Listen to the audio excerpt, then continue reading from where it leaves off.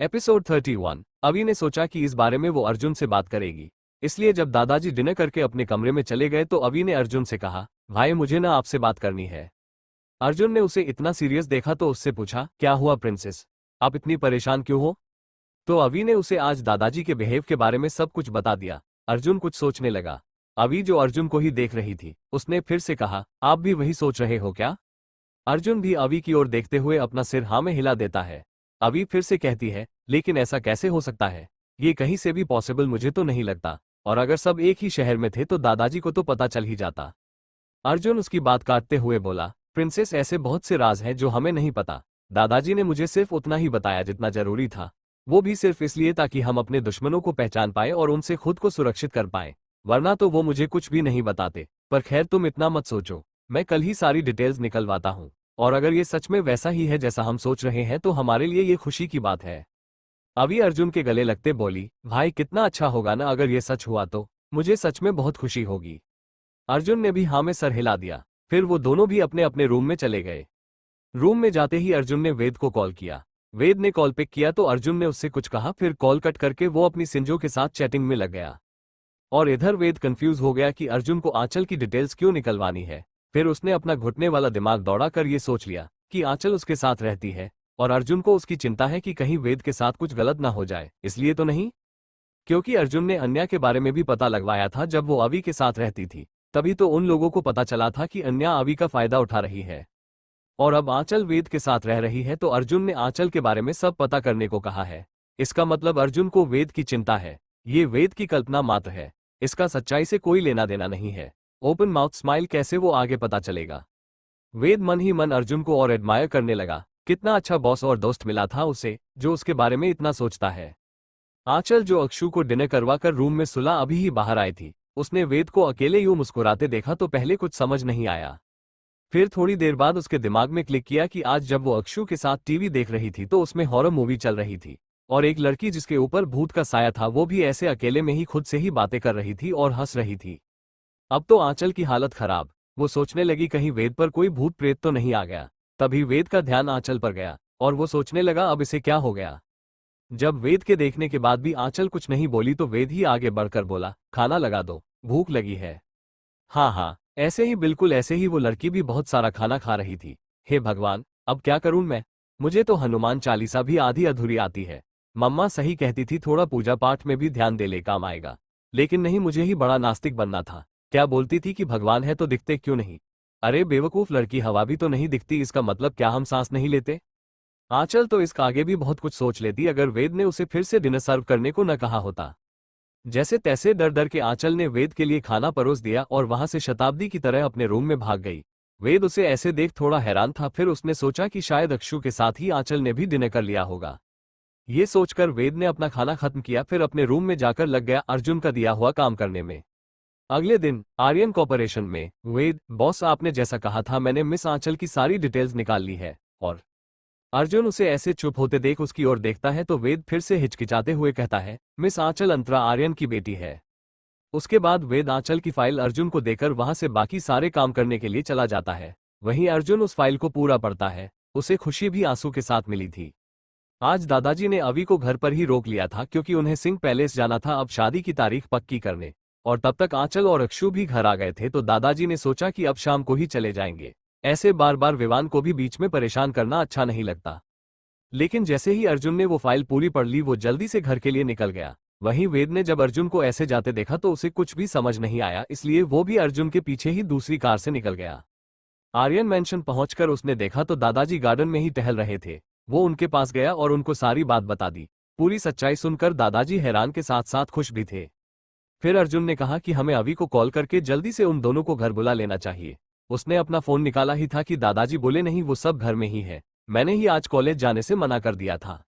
फिर अर्जुन और दादाजी दोनों ही घर के अंदर जाने लगे। अब तक वेद भी वहां पहुंच गया था, वो भी उनके पीछे हो लिया। हॉल में अक्षत, आंचल और अवि पकड़म पकड़ाई खेल रहे थे। एक साथ सबके आ जाने से वो लोग भी रुक गए। दादाजी सबसे पहले अक्षत के पास गए और उसे अपनी गोद में उठा लिया। उन्होंने अक्षु को जी भरकर प्यार किया। वहीं आंचल अब भी कंफ्यूज थी, लेकिन अवि को थोड़ा बहुत पता था।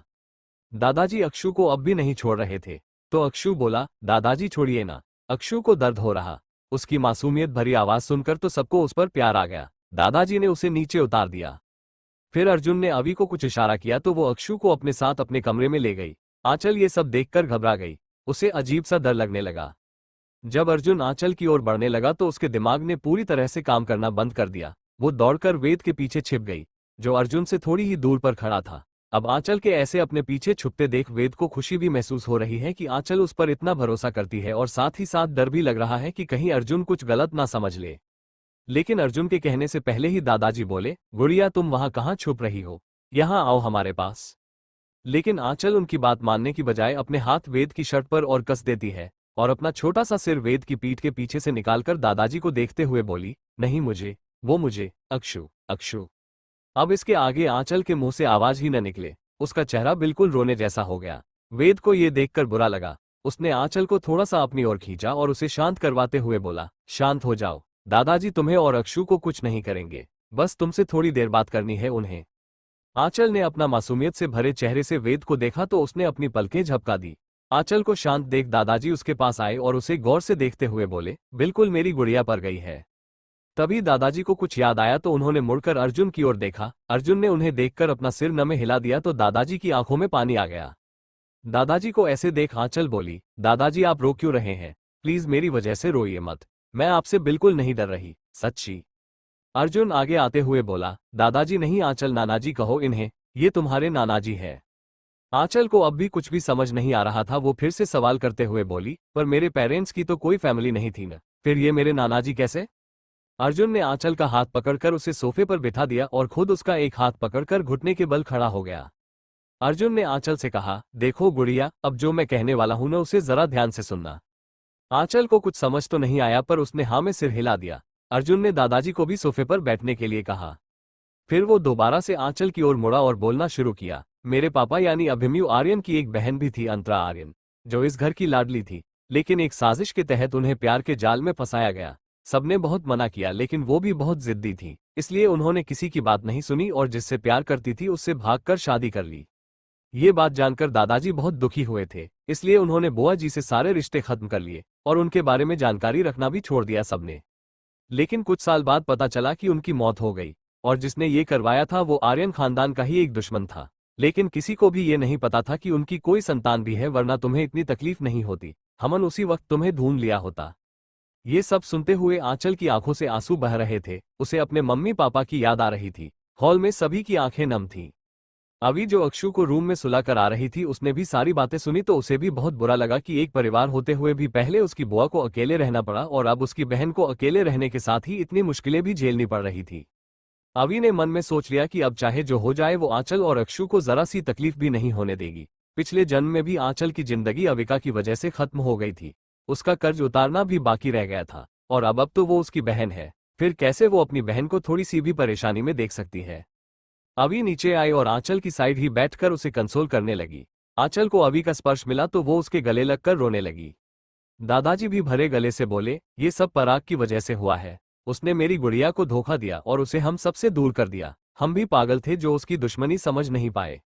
अपने पापा का नाम सुन आंचल बोली, नहीं प्लीज मेरे पापा को कुछ भी मत बोलिए, वो मम्मा से बहुत प्यार करते थे, इसलिए तो उनके साथ ही दुनिया से चले गए, मुझे और अक्षु को अकेला छोड़कर।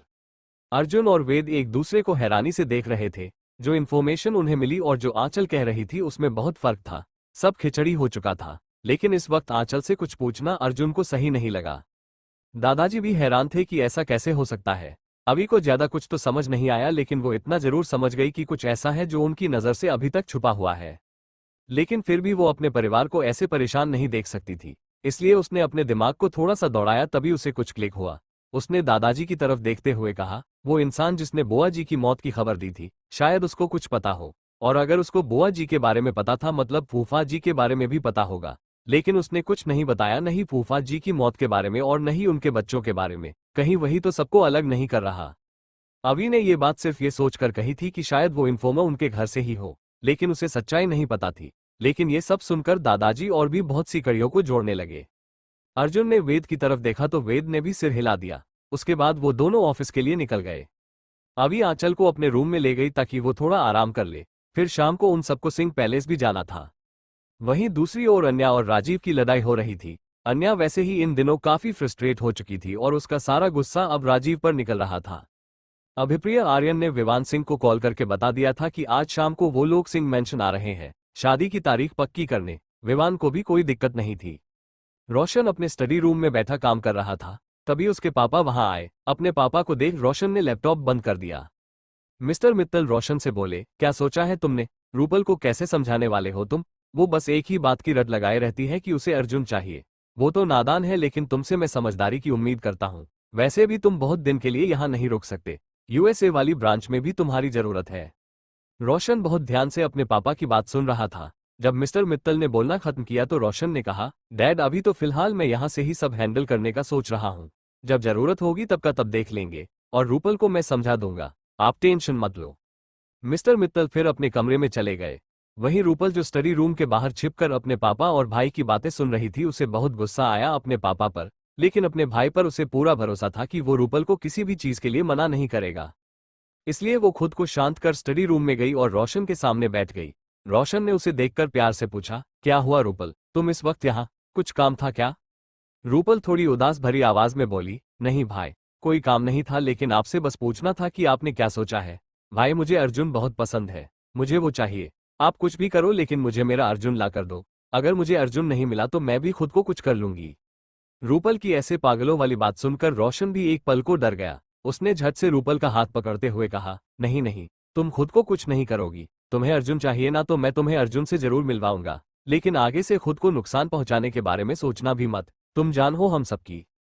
फिर वो रूपल को समझा बुझाकर उसके कमरे में आराम करने के लिए भेज देता है। रूपल के जाने के बाद रोशन अपने चेयर पर ही सिर टिका कर बैठ जाता है। तभी उसका फोन बजता है। उसने फोन रिसीव किया तो उसकी सेक्रेटरी का कॉल था। काम की सारी बातें जान लेने के बाद रोशन ने अपने सेक्रेटरी से अर्जुन आर्यन के बारे में पता लगाने के लिए कहा, फिर उसने कॉल कट कर दिया।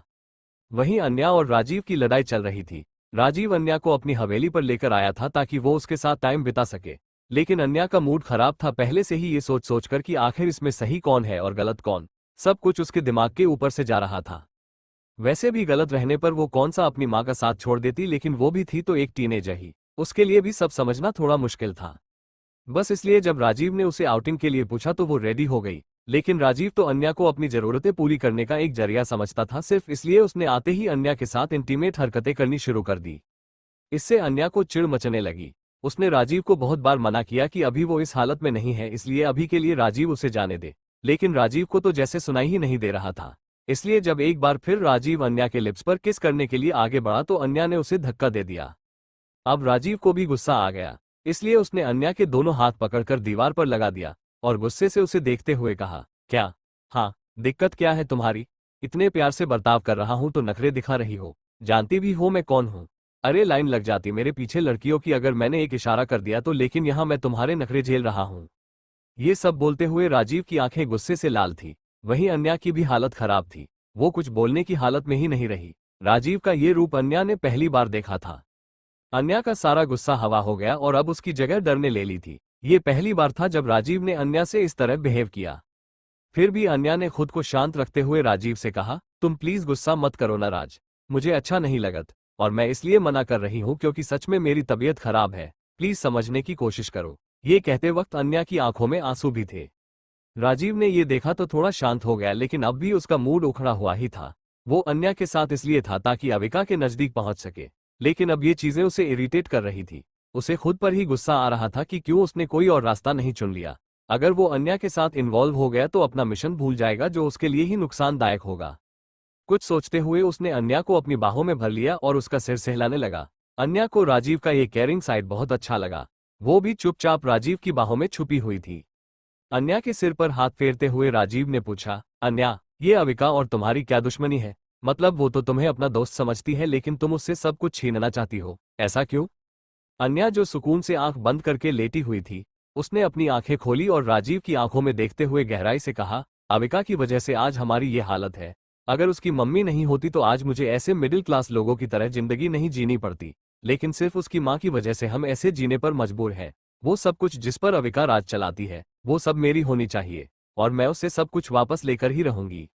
राजीव इस वक्त अन्या पर ही नजरें गड़ाए बैठा था। उसे समझ नहीं आ रहा था कि अक्षरा आर्यन ने ऐसा क्या किया था जिसकी वजह से आज अन्या ऐसी है। राजीव भी अविका के करीब जाने के मकसद से ही आया था, लेकिन उसका असल मकसद कुछ और ही था। वो आर्यन खानदान की पूरी कुंडली निकलवा चुका था, वो भी बहुत मुश्किल से, क्योंकि अर्जुन ने आर्यंस की सारी इन्फॉर्मेशन हाइड करवा रखी थी। लेकिन कहीं भी आर्यन का कोई भी खराब रिकॉर्ड नहीं रहा, कम से कम उन्होंने किसी के साथ गलत तो नहीं किया था। पर खैर, इससे उसे क्या, उसे किसी भी कीमत पर अविका के करीब जाना ही होगा।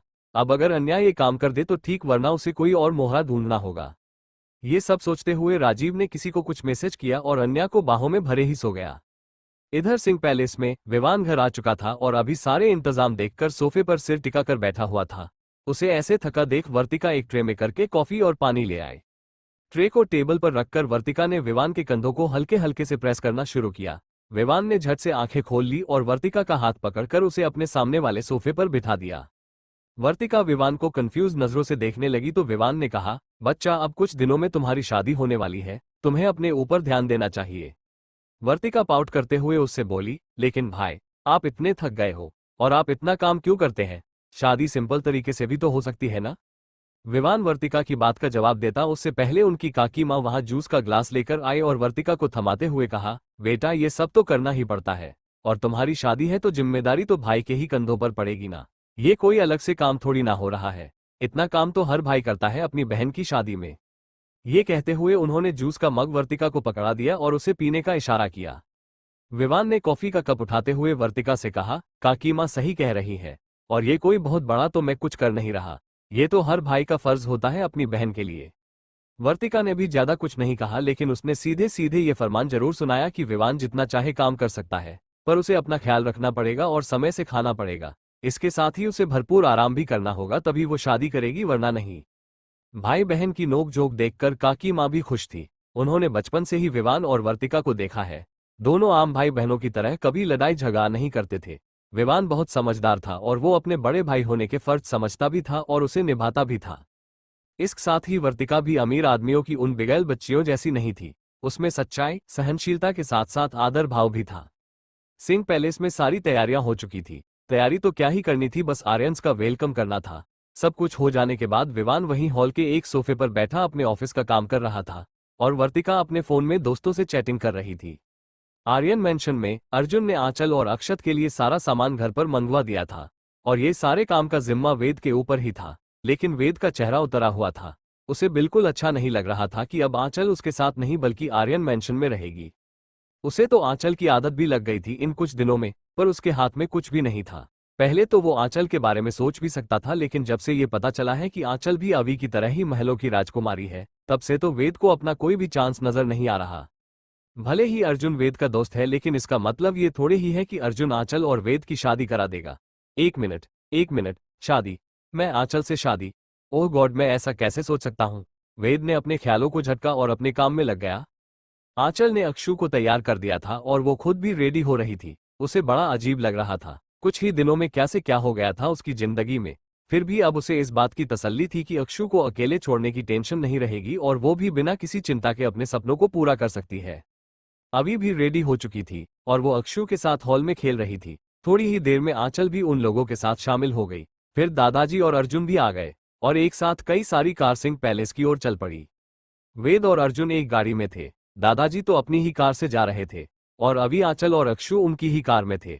दादाजी की गोद में अक्षु खेल रहा था और अभी और आंचल पीछे की सीट पर बैठी बातें कर रही थी। अभी बहुत खुश थी ये जानकर कि आंचल उसकी बहन है। उसे हमेशा से ही एक छोटी बहन या भाई चाहिए था, ताकि अभी उन्हें प्यार भा करे और डांट भी सके। साथ ही अभी जो भी डिसीजन लेती उसके छोटे सिबलिंग को तो वो मानना ही पड़ता। और अभी को तो ऐसा लग रहा था कि वो भगवान की कुछ ज्यादा ही फेवरेट है। तभी तो उसको एक नया जन्म मिला, वो भी उसी की बॉडी में, और धीरे धीरे उसकी सारी विशेष पूरी हो रही थी। कुछ देर में सब सिंह पैलेस पहुंच गए। रोहन ने विवान को इन्फॉर्म कर दिया तो विवान भी उनके स्वागत के लिए चला गया। सब अंदर आए तो विवान ने वर्तिका को भी बुला लिया। वो भी आकर सबके साथ बैठ गई। आज दो और लोगों को देखकर वर्तिका थोड़ी कंफ्यूज हो रही थी। वेद को तो उसने होटल में देखा था, इसलिए उसे पहचानती थी, लेकिन उसने आंचल और अक्षु को कभी नहीं देखा था। अभी वर्तिका से कहती है, भाभी ये मेरी बहन और भाई है, मेरी बुआ के बच्चे हमारे साथ ही रहते हैं। इससे ज्यादा कुछ बताना अभी को जरूरी नहीं लगा। वैसे भी जब वर्तिका उनके घर आएगी तब तो उसे सब पता चलना ही है। अक्षु भी आंचल की गोद में बैठा हुआ था। जब उसने वर्तिका को साड़ी में देखा तो वो उसे बहुत क्यूट लगी। इसलिए वो आंचल की गोद से उतरकर वर्तिका के पास खड़ा हो गया और अपनी दोनों छोटी छोटी सी बाहें फैला दी। मतलब उसे वर्तिका की गोद में जाना था। वर्तिका ने भी छोटे से अक्षु को देखा तो उसे अक्षु पर बहुत प्यार आया। उसने भी हल्का सा मुस्कुराते हुए अक्षु को गोद में ले लिया। ये देख वेद जो अर्जुन के पास ही बैठा था वो थोड़ा झुककर अर्जुन के कान में कहता है, देख लो, ये छोटा पैकेट तो अभी से तुम्हारी बीवी का दुलारा हो गया। कहीं ऐसा न हो कि भाभी तेरे बजाय इसे ही अपने कमरे में सुलाए। ये कहकर वेद मुंह दबाकर हंसने लगा और अर्जुन उसे घूर रहा था। वैसे जलन तो अर्जुन को भी हो रही थी। उसकी मंगेतर ने कभी उसका हाथ तो नहीं पकड़ा और अपने होने वाले देवर पर लाड बरसा रही है। वर्तिका जो अवी और आंचल से बातें कर रही थी, उसे जब अपने ऊपर किसी के नजरों की तपिश महसूस हुई तो उसने अपना सिर उठाकर देखा। अर्जुन उसे ही देखे जा सकता था जबकि पूरा परिवार वहीं बैठा हुआ था। वर्तिका अर्जुन की बेशर्मी देख शर्मा गई और अपना सिर नीचे कर लिया। वहीं विवान जो दादाजी और पंडित जी के साथ बैठा हुआ था वो भी ये सब देख रहा था और उसे अच्छा भी लग रहा था कि वर्तिका अब अपनी जिंदगी में आगे बढ़ रही है। अब उसे लग रहा था कि अर्जुन को वर्तिका के लिए चुनकर उसने कोई गलती नहीं की। विवान ने एक नजर अवी को भी देखा जो अक्षु के साथ शरारतें कर रही थी। विवान के चेहरे पर एक छोटी सी मुस्कान आ गई जिसे किसी ने नहीं देखा। विवान के लिए अब अवी उसका ही एक हिस्सा बनती जा रही थी। उसने आमने सामने कभी अवी से बात न की हो लेकिन अवी की तस्वीर से विवान अपने दिल की बात न जाने कितनी ही बार कह चुका था। पंडित जी की आवाज से विवान का ध्यान अवी की तरफ से हटता है। पंडित जी दादाजी से कहते हैं, ग्रह नक्षत्र और कुंडली के हिसाब से 3 मुहूर्त निकले हैं। पहला तो 20 दिन के बाद का है, दूसरा 5 महीने बाद का है और तीसरा 8 महीने बाद का है। अब आप इन तीनों में से ही कोई एक तारीख सुनिश्चित कर लीजिए विवाह के लिए। विवान दादाजी की ओर देखता हूं इस आशा में कि वो कुछ कहेंगे, तो दादाजी भी उसके चेहरे के भाव समझते हुए कहते हैं, अब ये सब तो तुम लोग आपस में डिस्कस करके मुझे बता दो, क्योंकि शादी की वजह से तुम दोनों के काम पर भी इम्पैक्ट पड़ेगा, तो जैसा तुम दोनों को सही लगे। अर्जुन एक नजर वर्तिका की ओर देखता है जो थोड़ी नर्वस लग रही थी। वो अपने दोनों हाथों की उंगलियों को बार बार आपस में उलझा रही थी। अर्जुन ने अपने मन में सोचा, यार ये 5 महीना कुछ ज्यादा ही दूर नहीं हो जाएगा। मुझे मेरी सिंजो के साथ बहुत सारा टाइम स्पेंड करना है। अर्जुन ने देखा कि विवान कुछ बोलने वाला है तो अर्जुन तुरंत उसे रोकते हुए बोला, वो अगले महीने से मेरा वर्कलोड बढ़ जाएगा। उसके बाद काफी लंबा समय लगेगा क्योंकि हमारी कंपनी बड़े बड़े प्रोजेक्ट पर काम कर रही है, तो उस टाइम शादी की डेट रखना पॉसिबल नहीं होगा। अर्जुन के कहने का मतलब सब साफ समझ रहे थे, फिर भी अवी ने उसे चिढ़ाने के लिए कहा, अरे कोई बात नहीं भाई, अगर आपको टाइम नहीं मिलेगा तो पंडित जी अगले साल का कोई मुहूर्त बता देंगे, है ना पंडित जी? अवी ने पंडित जी से सवाल किया। अर्जुन फिर से बीच में ही बोल पड़ा, लेकिन अगले साल दादाजी यहाँ नहीं रहेंगे, तो मुझे इस महीने शादी करने में कोई प्रॉब्लम नहीं है। अवी फिर से कुछ बोलने वाली थी लेकिन दादाजी ने उसे अर्जुन को और छेड़ने से मना कर दिया। फिर दादाजी बोले, अगर हमारे पोते को इतनी जल्दी है शादी करने की तो हमें कोई दिक्कत नहीं है। विवान ने भी उनकी बात में हामी भर दी। अभी वर्तिका से बोली, वाह भाभी, आप इसी महीने हमारे घर आ जाएंगी। मैं सच में बहुत खुश हूँ। वैसे भाई से थोड़ा इंतजार भी नहीं किया जा रहा, आपसे शादी करने की इतनी जल्दी है इन्हें। ये सुन वर्तिका को फिर से शर्म आने लगी और वहीं सब अभी की बात सुन हंसने लगे। अर्जुन को भी अब शर्म आने लगी तो वो कॉल का बहाना बनाकर बाहर चला गया। वेद भी उसके पीछे पीछे ही चला गया। उनके जाने के थोड़ी देर बाद ही दादाजी सारे बच्चों के साथ बाहर आए। विवान और वर्तिका भी उन सबको सी ऑफ करने बाहर गेट तक आए। अर्जुन वर्तिका को बड़े प्यार से देख रहा था। जब वर्तिका ने उस ओर नजर उठाकर देखा तो उसकी नजरें अर्जुन की नजरों से जा मिली। वर्तिका के दिल की धड़कन एक बार फिर से तेज हो गई। अक्षु जाने से पहले एक बार फिर से वर्तिका की गोद में चढ़ गया और उसने वर्तिका के गाल पर छोटी सी किस्सी कर ली। वर्तिका ने भी उसके छोटे छोटे से गालों पर किस कर लिया। वेद ने फिर से अर्जुन को चिढ़ाते हुए कहा, देख लो, अब तो भाभी की किस भी छोटे पैकेट को ही मिल रही है। पता नहीं तेरा नंबर कब आएगा मेरे दोस्त। ये कहते हुए वेद ने ऐसा चेहरा बना रखा था मानो उसे इस बात का सच में अफसोस हो, और फिर उसने अपना सिर अर्जुन के कंधों पर टिका दिया। अर्जुन भी उसके चिढ़ाने से चिढ़ गया। उसने वेद के चेहरे को अपने कंधे से हटाया और उसे घूरते हुए बोला, मैं बॉस हूं तुम्हारा। वेद ने अपना मुंह बना लिया और मन में कहा, जल्लाद कहीं का। वेद ने अर्जुन के कान में धीरे से कहा, लो, अब तो किस पर छोटा पैकेट ही ले गया। भाभी इसे कुछ ज्यादा ही पसंद नहीं करती। अर्जुन ने एक नजर घूरकर वेद को देखा तो वेद ने अपने दांत दिखा दिए। अर्जुन वर्तिका को देखने लगा। सच में वर्तिका और अक्षत की कुछ ज्यादा ही पटरी बैठ रही थी। सबको बाहर तक छोड़कर आने के बाद विवान और वर्तिका अपने अपने कमरे में चले गए। विवान अपने ऑफिस का काम लेकर बैठ गया और वर्तिका आज के बारे में सोचने लगी। उधर दूसरी ओर सिंह पैलेस से आने के बाद सब अपने अपने कमरे में चले गए। सब ने डिनर कर लिया था इसलिए सब सोने चले गए। वेद भी बुझे मन से अपने घर की ओर चल दिया। वेद को आंचल की कमी खल रही थी, हालांकि उसे मालूम था कि अब शायद ही उसके और आंचल के बीच में कुछ होना पॉसिबल था। लेकिन फिर भी मन तो मन होता है। वेद को भी शायद आंचल मन से भाग गई थी, इसलिए तो उसके बिना रहना वेद के लिए किसी दुख से काम नहीं था। यह क्या था, क्यों था, वेद को नहीं पता। बस उसे इतना पता था कि आंचल के साथ रहना उसे अच्छा लगता है। अगर उसका बस चले तो वह जिंदगी भर आंचल के साथ ही रहे। वह अपने पूरी जिंदगी आंचल के साथ बिता सकता था। आंचल की खुशी के लिए कि हर चीज करने को तैयार था, लेकिन वह अपने मन की फीलिंग से अनजान था। वेद को नहीं पता था कि यह क्या है। एक तरफ तो आंचल के बिना वेद का यह हाल था, वहीं दूसरी ओर अर्जुन वर्तिका के साथ चैटिंग कर रहा था। आज भी अर्जुन वर्तिका के साथ टाइम स्पेंड कर सके इसलिए ही सिंह पैलेस गया था। लेकिन इतने लोगों के बीच में उसे वर्तिका के साथ टाइम बिताने का मौका ही नहीं मिला। वर्तिका के मोबाइल पर मैसेज का बीप हुआ। वर्तिका ने अपना फोन लेकर देखा, अर्जुन का नाम फ्लैश होने लगा। ही, कैसी हो, अर्जुन ने मैसेज किया था। कुछ देर सोचने के बाद वर्तिका ने रिप्लाई किया, मैं ठीक हूँ। आप लोग ठीक से पहुंच गए? हाँ, हम सब घर पहुंच गए हैं और सब अपने अपने कमरे में आराम कर रहे हैं। तुम क्या कर रही हो? अर्जुन का मैसेज आया। वर्तिका ने जवाब देते हुए लिखा, मैं भी अपने कमरे में हूँ, बस सोने की तैयारी कर रही थी। उधर से अर्जुन का रिप्लाई आता है, हाँ अभी जितना आराम करना है कर लो, क्योंकि कुछ दिन बाद से तो हमारी शादी की तैयारी होनी शुरू हो जाएगी। उसके बाद तुम्हें आराम करने के लिए समय नहीं मिलेगा। यह मैसेज देखकर वर्तिका सोचने लगी, कैसे क्या हो गया ना? कहाँ तो मैंने सोचा था कि मैं अपने प्यार से शादी करूंगी, लेकिन उसके बाद धोखा मिला। शादी और प्यार के नाम से मन ही हट गया। कभी सोचा नहीं था कि शादी भी करूंगी, लेकिन इन कुछ दिनों में ही मेरी सोच पूरी तरीके से बदल गई। शादी इतने अच्छे इंसान से हो रही है कि शायद शादी के बाद मुझे उनसे प्यार भी हो जाए। सही कहते हैं लोग, अगर लड़का सही हो तो अरेंज मैरिज भी सक्सेसफुल हो जाती है, पर अगर आपका पार्टनर ही सही नहीं हो तो लव मैरिज के बाद भी डाइवोर्स होना तो तय है। मुझे खुशी है कि भाई ने मेरे लिए इतना अच्छा जीवन साथी चुना है। अभी वर्तिका अपने सोच में ही डूबी थी कि फिर से अर्जुन का मैसेज आता है। क्या हुआ, किन ख्यालों में खो गई, सो तो नहीं गई तुम? वर्तिका फिर से मैसेज रिप्लाई करती है, जी नहीं, मैं जाग रही हूँ, कुछ देर के बाद सोने जाऊंगी। वैसे आप इतनी रात तक जगते हैं क्या? आपको कल ऑफिस नहीं जाना? अर्जुन ने उसे मैसेज का रिप्लाई किया, हाँ जाना तो है, पर अभी तुमसे बात करना ज्यादा जरूरी है। वर्तिका ने ना समझी में जवाब सवाल पूछा, मुझसे बात करना ज्यादा जरूरी है मतलब? तो अर्जुन का रिप्लाई आया, और क्या किसी भी आदमी के लिए उसके वाइफ सबसे पहले प्रायोरिटी होनी चाहिए। उसके इस मैसेज से वर्तिका समझ गई अर्जुन का फ्लर्टिंग मोड फिर से ऑन हो चुका है। वैसे तो ये सब वर्तिका को भी कहीं ना कहीं अच्छा लगने लगा था, लेकिन फिर भी उसने अर्जुन को मैसेज किया, मैं सोने जा रही हूँ, गुड नाइट। उसके इस मैसेज से अर्जुन को समझ आ गया कि वर्तिका शर्मा रही है, इसलिए अर्जुन ने भी उससे आगे कुछ भी नहीं कहा और गुड नाइट के साथ एक दिल वाली इमोजी सेंड कर दी। वर्तिका भी सोने चली गई और अर्जुन वर्तिका के ख्यालों में चला गया। अर्जुन सच में खुश था, उसे वर्तिका पहली नजर में ही पसंद आ गई थी। वहीं दूसरे दिन मित्तल कॉर्पोरेशन में, क्योंकि रोशन हमेशा से उस वाले ब्रांच में ही काम करता था, इसलिए उसका सेक्रेटरी और असिस्टेंट भी दोनों फॉरेनर थे। लेकिन अब जब रोशन यहाँ काम करने वाला था तो उसे यहाँ भी एक पर्सनल असिस्टेंट और साथ ही एक सेक्रेटरी की जरूरत पड़ने वाली थी। इसलिए उसने डिसाइड किया कि वो इंटरव्यू के द्वारा अपने लिए असिस्टेंट और सेक्रेटरी दोनों हायर कर लगा, और आज इस उन्हें दोनों पोस्ट के लिए लोगों का इंटरव्यू होने वाला था। वहीं दूसरी तरफ वर्मा हाउस में मिस्टर वर्मा अपनी बेटी अंशिका से कह रहे थे, प्रिंसेस, आपको क्या जरूरत है किसी दूसरी कंपनी में नौकरी करने की? आपकी खुद की कंपनी है और आगे चलकर इस आपको ही संभालना है। आप यहीं से शुरुआत क्यों नहीं करती?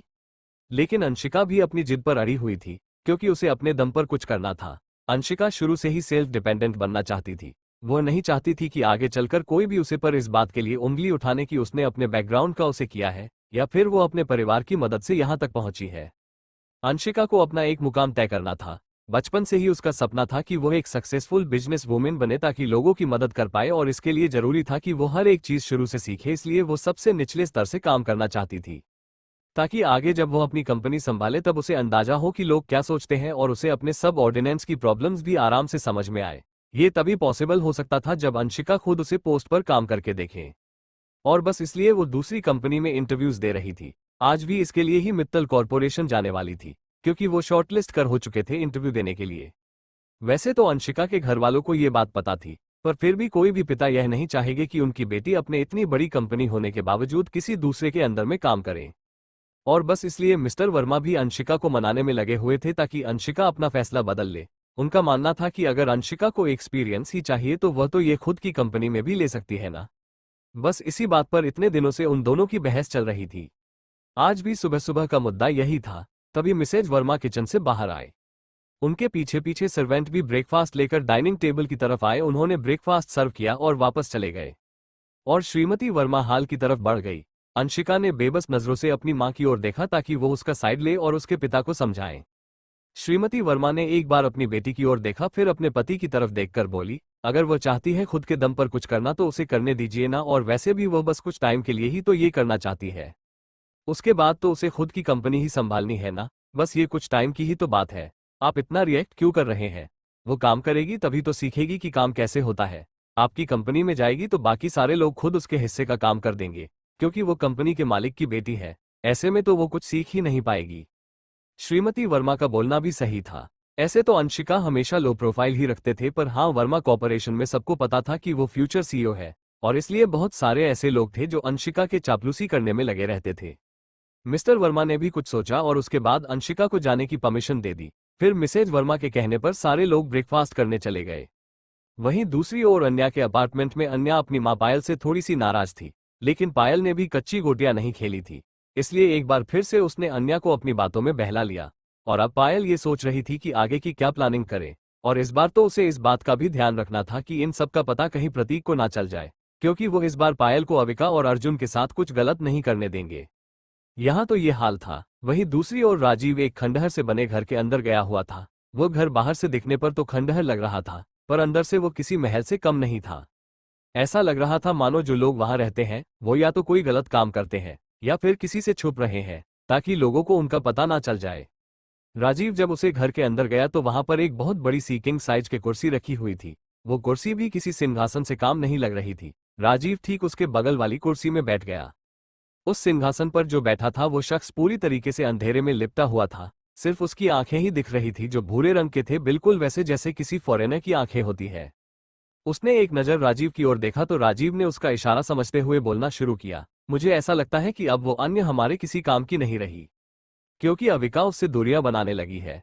अविका के मन में क्या चल रहा है ये तो नहीं पता, पर इतना पता है कि अर्जुन आर्यन को तो अन्या के बारे में सब पता ही होगा, और अब अविका भी अन्या से अजनबियों की तरह पेश आती है।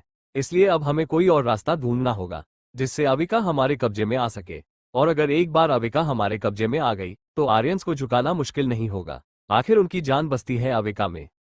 सामने बैठे शख्स ने ध्यान से राजीव की बात सुनी और अपना एक हाथ कुर्सी पर दे मारा, जिससे उसके हाथों से खून आने लगा। साफ पता चल रहा था कि वह इंसान किसी चीज से नाराज है। एक बार को तो राजीव भी ये देखकर डर गया।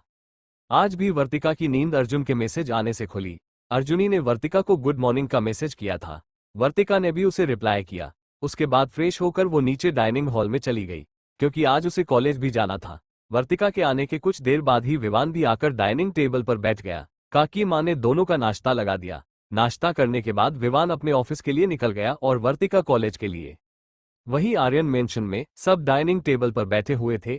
अभी और आंचल कॉलेज के लिए रेडी हो चुके थे और अर्जुन ऑफिस जाने के लिए। आंचल ने अक्षु को भी रेडी कर दिया था और इस वक्त सब डाइनिंग टेबल पर बैठे नाश्ता कर रहे थे। दादाजी तो बहुत ज्यादा ही खुश थे। आखिर इतने सालों के बाद उन्हें अपनी बेटी के बच्चों के बारे में पता चला था और पहली बार अपने नाती और नातिन को देख रहे थे। कुछ देर के बाद अभी और आंचल कॉलेज के लिए निकल गए और अर्जुन ऑफिस के लिए। यहाँ तो ये हाल था। वहीं दूसरी तरफ वेद के घर में आंचल के ना होने से वेद को अपना घर कुछ खाली खाली सा लग रहा था। इतने दिनों में वेद को आंचल की आदत हो चुकी थी। आंचल के हाथ का खाना, आंचल का उसके घर को संभालना और वेद के आसपास रहना वेद को एक अलग ही तरह का एहसास करवाता था। लेकिन आज वेद को अपने घर के साथ साथ अपने भीतर भी कुछ खालीपन लग रहा था। खैर जो भी था, वेद ने नाश्ता बनाया और थोड़ा बहुत खाकर वो भी ऑफिस के लिए निकल गया।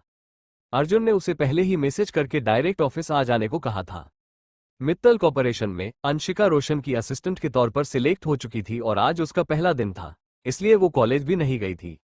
उसने पहले ही अपने ग्रुप में इन्फॉर्म कर दिया था कि अब वो सीधे एग्जाम में ही सबसे मिलेगी और किसी को भी इससे कोई आपत्ति नहीं थी। अंशिका नहीं आई थी, इसलिए आप उनके ग्रुप में सिर्फ 4 लोग ही थे। वो लोग हमेशा की तरह क्लास खत्म होने के बाद कैंटीन में बैठे थे। सब आपस में बातचीत करते हुए अपना खाना एंजॉय कर रहे थे। तभी समायरा का ग्रुप भी उनके सामने वाली टेबल पर आकर बैठ गया। अब जैसे कि समायरा के ग्रुप के लोग हमेशा ही किसी ना किसी को परेशान करते रहते थे, तो आज ये मौका हाथ से कैसे जाने देते। वो लोग कोई बहाना ही ढूंढ रहे थे जिसे वर्तिका के ग्रुप को परेशान किया जा सके। तभी नैना की नज़र त्रिशा पर पड़ी, जो आराम से अपना खाना खाने में बिजी थी। उसे देखकर नैना के फेस पर एक एविल स्माइल आ गई। उसने थोड़ा तेज आवाज में कहा, अरे तुम लोगों ने सुना वो जो शेल्टर हाउस अनाथ आश्रम है ना, वो कुछ ही दिनों में टूटकर गिरने वाला है, क्योंकि वहां से एक रोड जा रही है। वो आश्रम उस रोड के बीचों बीच में आ रहा है, इसलिए उसे तोड़ने की बात चल रही है। उस आश्रम के बच्चे बेघर हो जाएंगे। नैना के इस बात से उसके सारे दोस्त उसे कंफ्यूज नजर से देख रहे थे, मानो समझने की कोशिश कर रहे हो कि नैना ये क्या बोल रही है। किसी को भी समझ में नहीं आ रहा था, लेकिन नैना की आवाज सुनकर त्रिशा के हाथ खाते खाते रुक गए। नैना की बात पूरी होते ही त्रिशा ने नैना की ओर देखा तो उसने पाया कि नैना पहले से ही उसकी ओर ही देख रही है। समायरा ने एक बार नैना की ओर देखा और उससे सवाल किया, नैना तुम अचानक से आश्रम की बात कर रही हो, उस अनाथाश्रम से भला हमारा क्या लेना देना? तो नैना ने त्रिशा की ओर देखते हुए समायरा को जवाब दिया, अरे सैम, हमारा लेना देना भले ही ना हो, लेकिन उस अनाथाश्रम के बच्चों का तो है ना, क्यों त्रिशा? लास्ट लाइन बोलते वक्त नैना की चेहरे पर एक तिरछी स्माइल दी। नैना के सीधे सीधे सवाल से एक बार को त्रिशा को थोड़ा डर लगा। नैना के ऐसे सीधे सीधे सवाल करने से त्रिशा थोड़ी सी घबरा गई। वहीं वंश, अनुज और वर्तिका को तो कुछ समझ में ही नहीं आ रहा था। आखिर नैना त्रिशा से ऐसा क्यों पूछ रही थी? उस अनाथाश्रम का त्रिशा से क्या लेना देना? वंश ने चिढ़कर नैना से कहा, ये तुम क्या कर रही हो? तुम लोगों को आज कोई और नहीं मिला क्या, जो तुम हमें परेशान कर रही हो? नैना एक मासूम शक्ल बनाते हुए वंश को देखकर बोली, अरे अब मैंने क्या किया? मैं तो बस वही बता रही हूँ जो सच है। शेल्टर हाउस सच में टूटने वाला है, और मैं तो बस त्रिशा से हालचाल ही पूछ रही थी। पता नहीं अभी कहाँ जाएगी। कहाँ जाएगी का क्या मतलब है? तुम्हें जो भी कहना है साफ साफ बोलो। तो नैना बोली, तुम लोगों को नहीं पता क्या कि त्रिशा का घर कहाँ है? ओह, मुझे तो अब याद आया, आखिर तुम्हारे सारे दोस्तों मिडिल क्लास फैमिली से बिलोंग करते हैं, तुम लोगों ने कभी ध्यान नहीं दिया होगा। खैर मुझे क्या, लेकिन अब ये बेचारी त्रिशा कहाँ जाएगी? आखिर उसके दोस्त भी तो इतने अमीर है नहीं कि उसे अपने घर ले जाए। तुम लोगों को खुद का खर्चा तो नहीं निकलता, तो इसे कहाँ से रखोगे? अब सारा कंफ्यूजन क्लियर होने लगा था। त्रिशा ने उसके दोस्तों से झूठ बोला। झूठ क्या बोला, उसने सच छुपाया कि वो अनाथाश्रम में रहती है, लेकिन फिर भी ये सही समय नहीं था कि वो लोग त्रिशा से सवाल जवाब करें। फिलहाल तो उन्हें अपनी दोस्ती निभानी थी, इसलिए वर्तिका ने नैना से कहा, वो सब हम देख लेंगे, तुम सिर्फ अपने काम से काम रखो। अब की बार नैना की जगह समायरा बोली, हाँ हाँ तुम तो देख ही लोगी, अब क्या इसे अपने साथ अपने ससुराल लेकर जाओगी? खुद के पास तो कुछ है नहीं, या फिर अपनी ही तरह इससे भी किसी अमीर लड़के को जाल में फंसाने का सोच रही हो? समायरा की बात सुनकर त्रिशा की आंखों में आंसू आ गए। वही अनुज ने अपनी हाथों की मुट्ठी कस ली।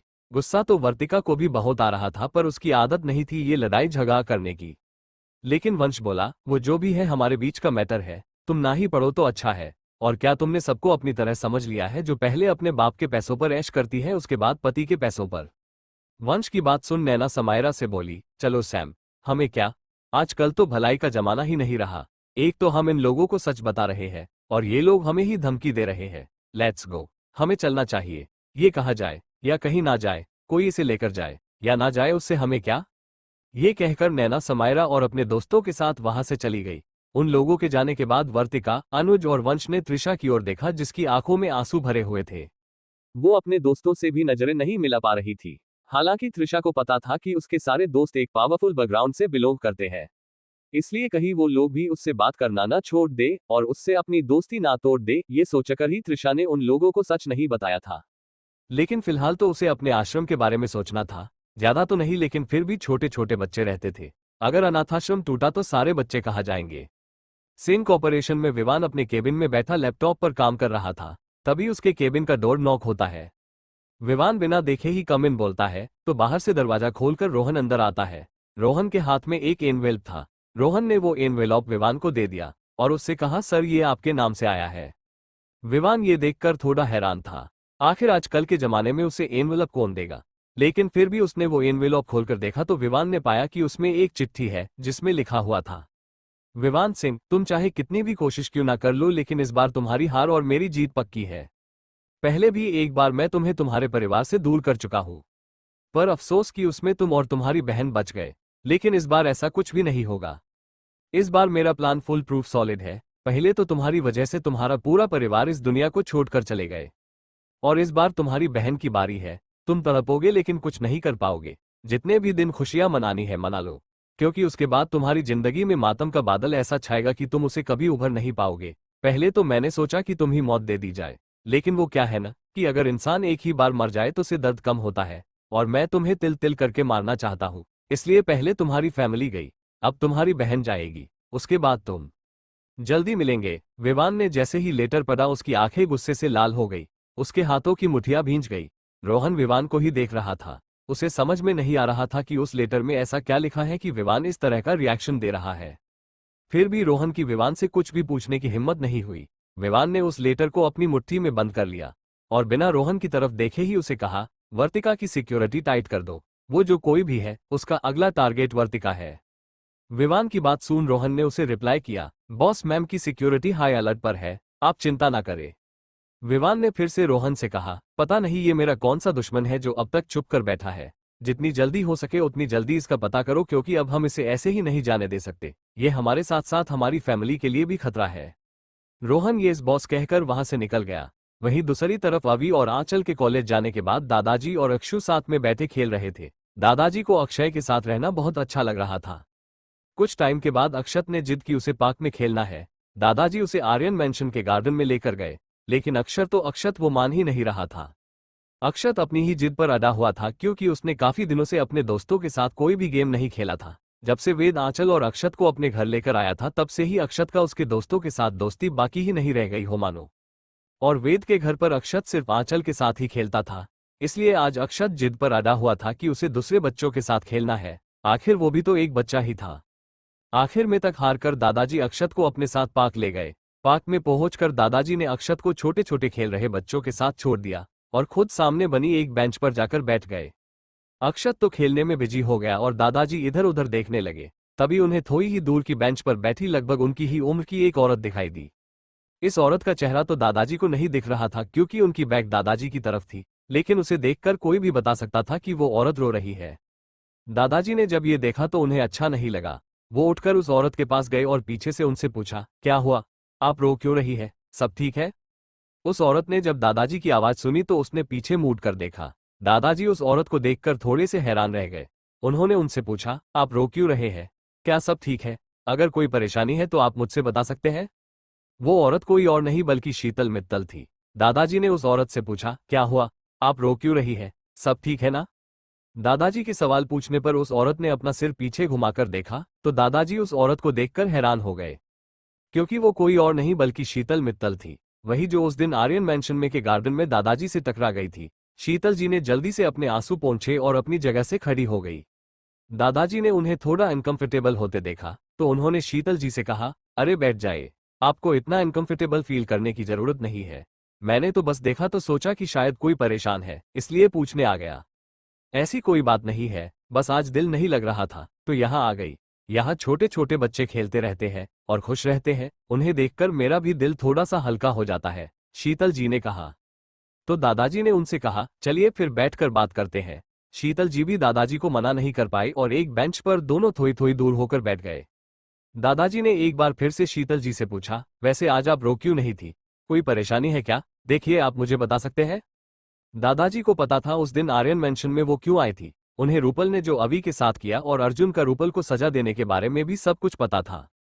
इसलिए उन्होंने उस दिन के बारे में शीतल जी से कोई भी जिक्र नहीं किया। उस दिन तो शीतल जी को देखकर दादाजी को लगा था कि वो एक घमंडी अमीर औरत है, लेकिन आज उन्हें इस हाल में देखकर दादाजी और कंफ्यूज हो गए, क्योंकि कोई भी घमंडी औरत इस तरह पार्क में बैठकर तो अपने अपने आंसू बहाएगी नहीं। लेकिन शीतल जी ने दादाजी के सवाल का जवाब दिया, नहीं, कोई परेशानी नहीं है, बस ऐसे ही। दादाजी समझ सकते थे, वो भी अभिप्रिय आर्यन थे, लोगों को पहचानना उन्हें आता था, पर वो शीतल जी पर ज्यादा जोर भी नहीं दे सकते हैं, इसलिए उन्होंने और कुछ भी नहीं पूछा। तभी दादाजी के पास अक्षु दौड़कर आया। उसने दादाजी की तरफ देखा तो दादाजी समझ गए कि अक्षु को प्यास लगी है। दादाजी अपने साथ ही अक्षु के लिए कुछ खाने पीने की चीजें और पानी की बोतल भी लेकर आए थे। उन्होंने बोतल खोली और अक्षु को पानी पीने को दिया। अक्षु थोड़ी देर दादाजी के बगल में ही बैठ गया। शीतल जी ये सब देख रही थी, उन्हें अपने भीतर कुछ खाली सा महसूस हो रहा था। थोड़ी देर सुस्ताने के बाद अक्षु वापस से उन बच्चों के साथ खेलने चला गया। तब शीतल जी ने दादाजी से पूछा, ये बच्चा कौन है, इस पहले तो मैंने नहीं देखा। तो दादाजी ने बताया कि ये मेरा नाती है, कुछ दिन पहले ही हमारे घर आया है और हमारे साथ ही रहेगा। शीतल जी सोचने लगी कि आर्यन खानदान का बच्चा होकर ये कैसे बाकी सबके साथ इतना सहज होकर खेल रहा है। दादाजी ने शीतल जी की ओर देखा तो समझ गए कि उनके दिमाग में क्या चल रहा है। उन्होंने मुस्कुराते हुए शीतल जी से कहा, बच्चों को ये खानदान और स्टेटस का अंतर नहीं पता होता और हमें बताना भी नहीं चाहिए। आखिर बचपन पर उनका हक होता है, वो जिसे चाहे उसे दोस्ती करे। अगर अभी से ही हम उन्हें अमीर और गरीब में भेदभाव करना बता देंगे तो उनके अंदर अपने अमीर होने का अहंकार जाग जाएगा, जो आगे चलकर हमारे बच्चों के लिए अच्छा नहीं होगा। इसलिए हम अपने परिवार के बच्चे को अमीर और गरीब में भेदभाव करना नहीं बताते। उन्हें जिनके साथ भी खेलना हो खेलने दिया जाता है।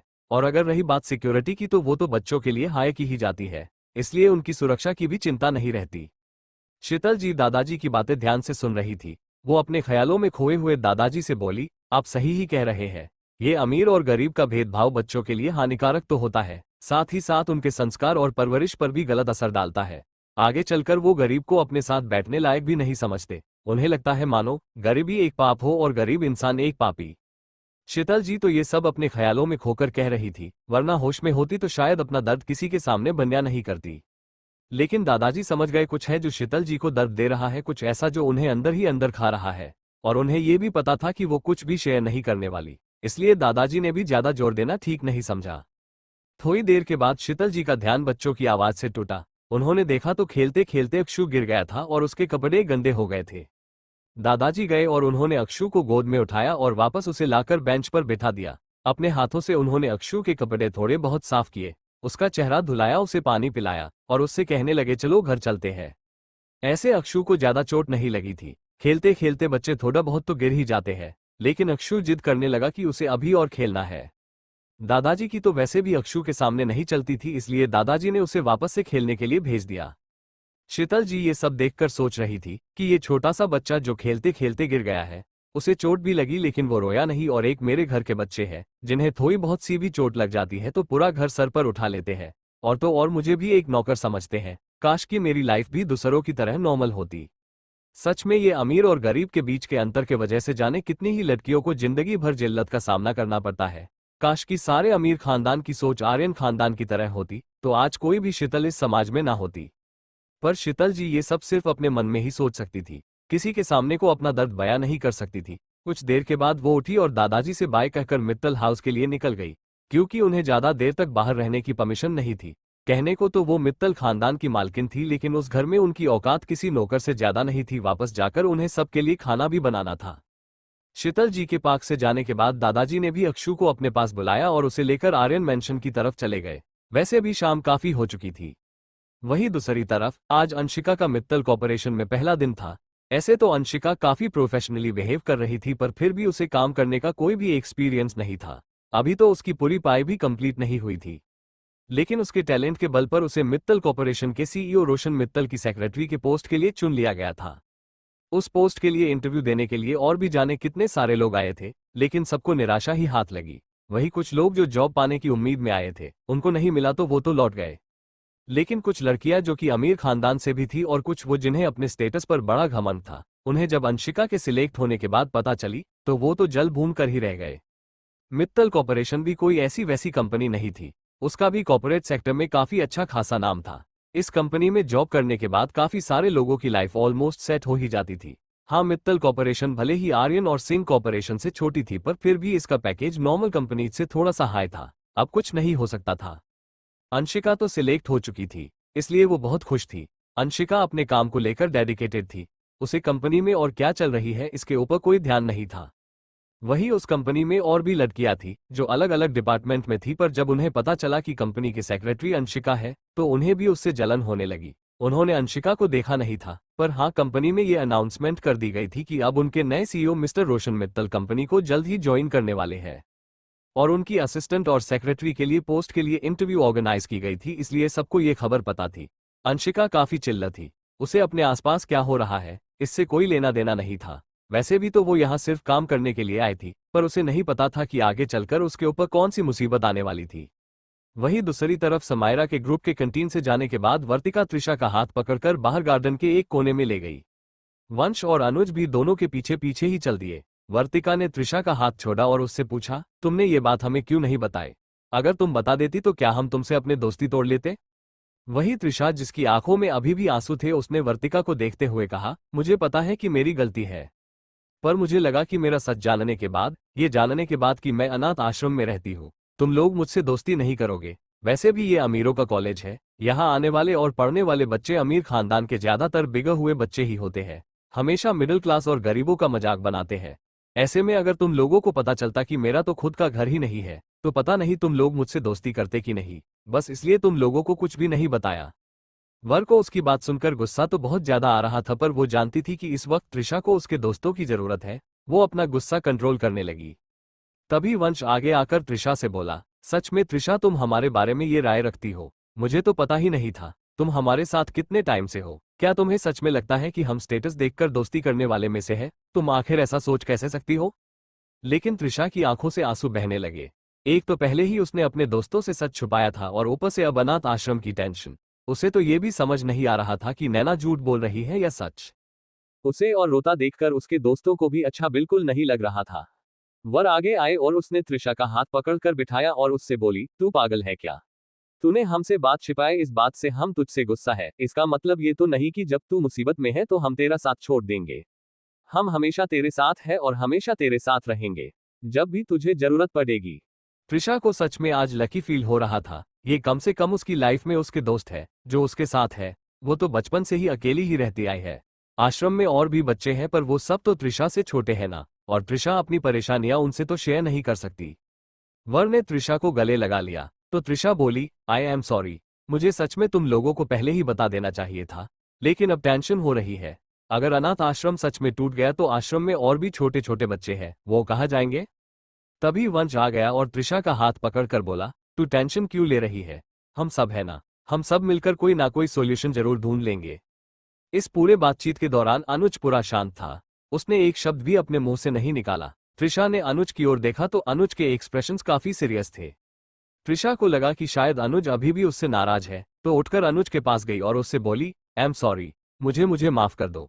मैंने तुमसे झूठ बोला, पर मैं क्या करती, मेरे पास पहले से कोई दोस्त नहीं थे, बस इसीलिए मुझे तुम सबसे सच छुपाना पड़ा। अनुज ने कुछ नहीं कहा और वहां से चला गया। ये देखकर त्रिशा को बहुत बुरा लगा। वर को तो कुछ समझ नहीं आया, पर हाँ, वंश को कुछ कुछ पता था। इसलिए वो त्रिशा के पास गया और उससे कहा, तू टेंशन मत ले, अनुज को मैं देख लूंगा। अभी तू आश्रम जा और हम भी इधर कुछ सोचते हैं, तब तक के लिए बच्चों को तुझे ही संभालना है। त्रिशा ने भी अपना सर हाँ में हिला दिया। उसके बाद वो तीनों भी अपने अपने घर निकल गए। दूसरे दिन आर्यन मैंशन में सारे लोग हॉल में बैठे हुए थे। अर्जुन भी अपना लैपटॉप लेकर वहीं हॉल के सोफे पर बैठा काम कर रहा था और उसके ठीक सामने ही वेद भी लैपटॉप में अपना सिर घुसाए हुए था। अभी काफी देर से अर्जुन को देख रही थी। आखिरकार जब उससे बर्दाश्त नहीं हुआ तो वो उठकर अर्जुन के पास गई और उसका लैपटॉप बंद कर दिया। जब अर्जुन ने अपना सिर उठाकर देखा तो अभी अपने कमर पर हाथ रखे उसे ही घूर रही थी। अर्जुन बोला, क्या हो गया प्रिंसेस? तुमने मेरा लैपटॉप क्यों बंद कर दिया? मुझे काम करना था, आज एक बहुत जरूरी मीटिंग है, उसके लिए प्रेजेंटेशन रेडी कर रहा था। तो अभी अर्जुन के सामने बैठते हुए उससे बोली, क्या भाई, आप सिर्फ काम ही कर रहे हो? आपको पता है ना, आपकी शादी को सिर्फ 15 दिन ही बाकी रह गए हैं। कितनी तैयारियां करनी है, कितना काम है, कितनी शॉपिंग करनी है, सजावट, सब कुछ देखना है। लेकिन नहीं, आपको तो सिर्फ अपने काम और ऑफिस के अलावा और कुछ दिखता ही नहीं। इस पर अर्जुन मुस्कुराकर उसे जवाब देता है, प्रिंसेस, अभी तो शादी में 15 दिन बाकी है ना, और बाकी सब चीजों के लिए तुम और गुड़िया हो, तो फिर मुझे टेंशन लेने की क्या जरूरत है? फिर भी अगर कोई दिक्कत हुई तो उसके लिए दादाजी भी है तुम लोगों के साथ, पर मेरा काम करना भी तो जरूरी है ना। तभी आंचल भी उन दोनों के पास आकर बैठ जाती है और बोलती है, काम करना तो जरूरी है भैया, लेकिन शादी तो जिंदगी में एक ही बार होगी ना। आपको नहीं लगता आपको ये टाइम भाभी के साथ बिताना चाहिए? आप सिर्फ काम में ही लगे रहेंगे तो भाभी को टाइम कैसे दे पाएंगे? अभी तो फिर भी 15 दिन है, इसलिए आप अभी से रेडी हो जाए। शादी के बाद तो आपको भाभी के लिए भी कुछ समय निकालना पड़ेगा। दादाजी उन लोगों की बातें सुन रहे थे। उन्होंने कहा, हाँ अर्जुन, ये दोनों बिल्कुल ठीक कह रही है, और वैसे भी बाकी का काम जो थोड़ा बहुत है वो वेद देख लेगा। अभी तो तुम्हें अपनी शादी और आर्यन खानदान की होने वाली बहू पर ध्यान देना चाहिए। दादाजी की बात सुन अर्जुन ने कहा, ठीक है दादाजी, अगर आप कह रहे हैं तो मैं कुछ दिनों के लिए काम से छुट्टी ले लेता हूँ। वही बेचारा वेद जो उन सब की बातें सुन उनकी ओर ही देख रहा था, उसका चेहरा ही लटक गया। उसने एक मासूम सा चेहरा बनाकर अर्जुन की तरफ देखा, मानो कह रहा हो, भाई क्यों बच्चे पर इतना जुल्म कर रहे हो? मैं इतना सारा काम इतने दिन तक अकेले भला कैसे कर पाऊंगा? थोड़ा सा तो कुछ सोचो। अर्जुन ने वेद की मन की बात समझते हुए मजाकिया अंदाज में वेद से कहा, बस कुछ दिनों की तो बात है, मेरी शादी हो जाने तक ही काम संभालना है। पर तू चिंता मत कर, जब तेरी शादी होगी तो उससे पहले 15 दिन तक तेरी छुट्टी। जा, तू भी क्या याद रखेगा कि तुझे अर्जुन आर्यन जैसा दोस्त मिला है। अर्जुन के मुंह से अपनी शादी की बात सुनकर वेद की नजर खुद ब खुद आंचल की तरफ चली गई। वही एक पल को आंचल की नजर भी वेद की ओर गई तो दोनों की नजरें आपस में टकरा गई। पर जल्दी ही दोनों ने अपने नजरें एक दूसरे से हटा दी, लेकिन अर्जुन ने ये देख लिया था। हंसी मजाक के बीच ये दिन भी खत्म हो गया। अर्जुन ने कह दिया था कि कल से वो ऑफिस से छुट्टी ले रहा है, इसलिए आज जितना आराम करना हो सब कर ले, क्योंकि कल से शादी की शॉपिंग और बाकी तैयारियां हो जाएंगे, तो आराम करने का मौका नहीं मिलेगा। अक्षु भी सबके साथ काफी अच्छे से घुल मिल गया था और उसे दादाजी के साथ बड़ा मजा आता था, इसलिए वो दिन भर दादाजी से ही चिपके रहता था। आंचल भी बहुत खुश थी, उसे एक परिवार मिला और साथ ही अब उसे अक्षत की भी ज्यादा टेंशन नहीं थी, क्योंकि उसे संभालने के लिए दादाजी थे। एक तरफ तो ये चल रहा था, दूसरी तरफ अनुज के घर पर अनुज कल से ही काफी टेंशन में था और ये बात उसकी मां मिसेस अग्रवाल नोटिस कर रही थी। पर उन्हें पता था कि चाहे कुछ भी हो जाए, लेकिन अगर वो अनुज से सीधा सीधा पूछेंगी तो उनका बेटा अपनी परेशानी उनसे कभी शेयर नहीं करेगा। वो बचपन से ही ऐसा था, अपने मां पर गया था। जैसे वो अपनी परेशानियां किसी से भी शेयर नहीं करती थी, उसी तरह अनुज भी सब कुछ खुद सह लेता, लेकिन गलती से भी अपने पेरेंट्स या फिर दोस्तों से आपकी प्रॉब्लम शेयर नहीं करता था। उसने ये क्वालिटी अपने मां से इनहेरिट की थी। इसलिए मिसेज अग्रवाल अपने हस्बैंड मिस्टर अग्रवाल से बात करने का सोचती है। उन्होंने मिस्टर अग्रवाल को कॉल लगाया तो उस वक्त मिस्टर अग्रवाल अपने ऑफिस में बैठे किसी प्रोजेक्ट पर काम कर रहे थे। उनका फोन साइलेंट पर था, इसलिए कॉल की बेल उन्हें सुनाई नहीं दी। मिसेज अग्रवाल ने एक बार फिर से ट्राई किया, पर इस बार भी मिस्टर अग्रवाल ने उनका कॉल पिक नहीं किया। तो मिसेज अग्रवाल ने सोचा कि वो घर आ जाए, इसके बाद ही वो अपने हस्बैंड से अनुज के बारे में बात कर लेंगी। ऐसा सोच वो भी किचन में चली गई। शेल्टर हाउस में त्रिशा अपने रूम में थी। जब से उसे पता चला था कि सरकार शेल्टर हाउस को इस जगह से हटाने वाली है, तब से ही वो बहुत परेशान थी। पिछले 2 दिनों से त्रिशा ठीक से कुछ खा पी भी नहीं रही थी। जब अनाथाश्रम को चलाने वाली अम्मा ने ये चीज नोटिस की तो वो त्रिशा के रूम में गई। उन्होंने देखा कि त्रिशा अपने बेड से टेक लगाकर किसी सोच में गुम है, तो अम्मा उसके पास गई और उसके सर पर हाथ फेरते हुए उससे बोली, क्या हुआ बच्चे, सब ठीक है? 2 दिनों से तुम्हें देख रही हूँ, तुम ना तो ठीक से खा रही हो, ना ही किसी से ज्यादा बात ही कर रही हो। ऐसे तो तुम्हें खाना बहुत पसंद है, फिर अभी क्या हो गया? क्या कॉलेज की कोई परेशानी है तो बताओ मुझे। अम्मा की बात सुनकर त्रिशा खुद को रोने से रोक नहीं पाई। वो अम्मा के गले लगकर फूट फूट कर रोने लगी। पहले तो अम्मा घबरा गई कि क्या हो गया। फिर उन्होंने उसे शांत किया और उससे पूछा, कोई परेशानी है तो बताओ बच्चे, ऐसे अपने तक रखोगे तो दर्द और बढ़ेगा। तुम्हें पता है ना, दर्द बांटने से कम हो जाता है, बता भी दो। ऐसे तो त्रिशा ने सोचा कि अम्मा को सब कुछ बता दे, लेकिन फिर उसके दिमाग में ख्याल आया कि अम्मा दिन भर आश्रम के पीछे लगी रहती है, बच्चों के खाने पीने से लेकर उनका ध्यान रखना सब अम्मा ही करती है, इसलिए अब उन्हें एक और चीज की टेंशन मैं नहीं दे सकती। ये सोचकर त्रिशा ने अम्मा से कुछ भी नहीं कहा। तो अम्मा ने एक बार फिर से उसे पूछा कि अगर कोई परेशानी है, दिक्कत है तो उनको बता दे। लेकिन त्रिशा ने कहा कि बस आज माँ पापा की याद आ रही थी। तो अम्मा उसके सर पर हाथ फेर कर बोली, तो इसमें इतना रोने वाली क्या बात है? और किसने कहा कि तुम्हारी माँ नहीं है? मैंने कोई कमी छोड़ी है क्या तुम सबको प्यार करने में, कि तुम लोग ऐसे रोते हो? तो त्रिशा ने जल्दी से अपने आंसू पोंछे और मुस्कुरा दी। उसके बाद अम्मा ने एक दूसरी लड़की से खाने की प्लेट मंगवाई और त्रिशा को अपने हाथों से खिलाया। उसको खाना खिलाने के बाद अम्मा ने उसे एक ब्लैंकेट से कवर किया और फिर बाहर चली गई। त्रिशा, जो अम्मा के सामने तो सोने का नाटक कर रही थी, अम्मा के जाने के बाद उसके चेहरे पर फिर से चिंता के भाव आ गए। उसे समझ नहीं आ रहा था क्या करे। पूरे अनाथ आश्रम में एक त्रिशा ही थी जो सबसे बड़ी उम्र की थी, बाकी बच्चे उससे छोटे छोटे थे। बच्चों से अपनी परेशानी बता भी नहीं सकती थी, वरना वो भी टेंशन में आ जाते। खुद की ख्यालों में ही गुम त्रिशा को काफी देर बाद नींद आ ही गई और वो सो गई। वहीं दूसरी तरफ अन्या के अपार्टमेंट में पायल जी और अन्या लिविंग हॉल में बैठे कुछ बातें कर रहे थे। तभी प्रतीक जी भी अपने ऑफिस से आ गए। प्रतीक जी को देखते ही अन्या दौड़ कर गई और उनके गले लग गई। प्रतीक जी ने भी मुस्कुराते हुए उसे गले से लगा लिया। अन्या थोड़ा पीछे हटते हुए नाराजगी भरे भाव लिए उनसे बोली, डैडा ये बिल्कुल भी अच्छी बात नहीं है। आप इतने दिनों से कहाँ थे? और तो और आपने जाने से पहले मुझे बताया भी नहीं कुछ। आपको पता भी है मैंने आपको कितना मिस किया। तो प्रतीक जी मुस्कुराते हुए उसका चेहरा अपनी तरफ घुमाकर बोले, सॉरी बेटा, अचानक से काम आ गया था इसलिए जाना पड़ा, बट आई प्रॉमिस आगे से कहीं भी जाऊंगा तो सबसे पहले आपको इन्फॉर्म करूंगा। इस पर अन्या ने भी अपना सिर हिला दिया। फिर दोनों अंदर आ गए। अंदर आकर प्रतीक जी ने देखा कि पायल जी अभी भी वहीं पर बैठे हुई है। पायल जी को देखकर प्रतीक जी ने अपनी नजरें फिरा ली। अन्या को अपने मम्मी पापा के बीच के झगड़े के बारे भी पता था, पर वो चाहकर भी कुछ नहीं कर सकती थी, क्योंकि प्रतीक जी और पायल जी दोनों की सोच बहुत अलग अलग थी और वो लोग कभी भी एक साथ नहीं आ सकते थे। प्रतीक जी भी पायल जी के साथ सिर्फ इस उम्मीद में रहते हैं शायद एक दिन पायल जी को एहसास हो और वो सुधर जाए। साथ ही प्रतीक जी को अन्या से भी बहुत प्यार था, आखिर वो उनकी बेटी थी। अन्या की वजह से भी प्रतीक जी पायल जी को छोड़कर कहीं जा नहीं सकते थे, लेकिन पायल जी कभी ना सुधारने वालों में से थी। वो तो बस अपने बदले और अपने हक के पीछे पड़ी हुई थी। उनके लिए कोई मायने नहीं रखते थे, ना प्रतीक जी की मेहनत, ना ही उनका प्यार। ये बात प्रतीक जी भी जानते थे, लेकिन क्या करे, दिल के हाथों मजबूर थे, इसलिए पायल जी को ज्यादा कुछ कह भी नहीं सकते थे। अंदर आने के बाद प्रतीक जी ने अन्या से कहा, बेटा, मैं फ्रेश होकर आता हूँ, उसके बाद साथ में डिनर करते हैं। ये बात उन्होंने पायल जी को देखकर कही थी, पर पायल जी ने ऐसे रिएक्ट किया मानो उन्होंने उनकी बात नहीं सुनी। फिर प्रतीक जी अपने रूम में चले गए और अन्या पायल जी के पास आकर बोली, मम्मी आप ऐसा कैसे कर सकती हैं? आपको पता है ना, मुझे एक नॉर्मल फैमिली चाहिए, जिसमें आप, मैं और डैडा हो। कम से कम जब तक मेरी शादी नहीं हो जाती, तब तक तो आप दोनों साथ में रहो ना, प्लीज। मुझे बिल्कुल अच्छा नहीं लगता आपका अलग अलग रहना। क्या मेरी ये छोटी सी विश भी पूरी नहीं हो सकती? क्या आप दोनों मेरे लिए इतना नहीं कर सकते? डैडा तो आपको कुछ बोलते भी नहीं है, लेकिन आपने अपनी जिद पकड़ी हुई है। अन्या की बात सुन पायल जी ने एक नजर उसे देखा, उसके बाद वो उठकर अपने कमरे में चली गई। ऐसा नहीं था कि पायल जी को अन्या से प्यार नहीं था, लेकिन उनके लिए पैसा भी अन्या के जितना ही जरूरी था। ना तो उन्हें अपने पति ना ही बेटी का प्यार दिख रहा था। अन्या के भीतर प्रतीक जी के भी गुण थे, इसलिए कभी कभी उसकी अच्छाई उस पर हावी हो जाती थी, लेकिन पायल जी को ये अच्छी नहीं लगती थी। काफी हद तक उनकी मनोकामना पूरी हो भी गई थी, क्योंकि अन्या बिल्कुल उनके ही नक्शे कदम पर चल रही थी।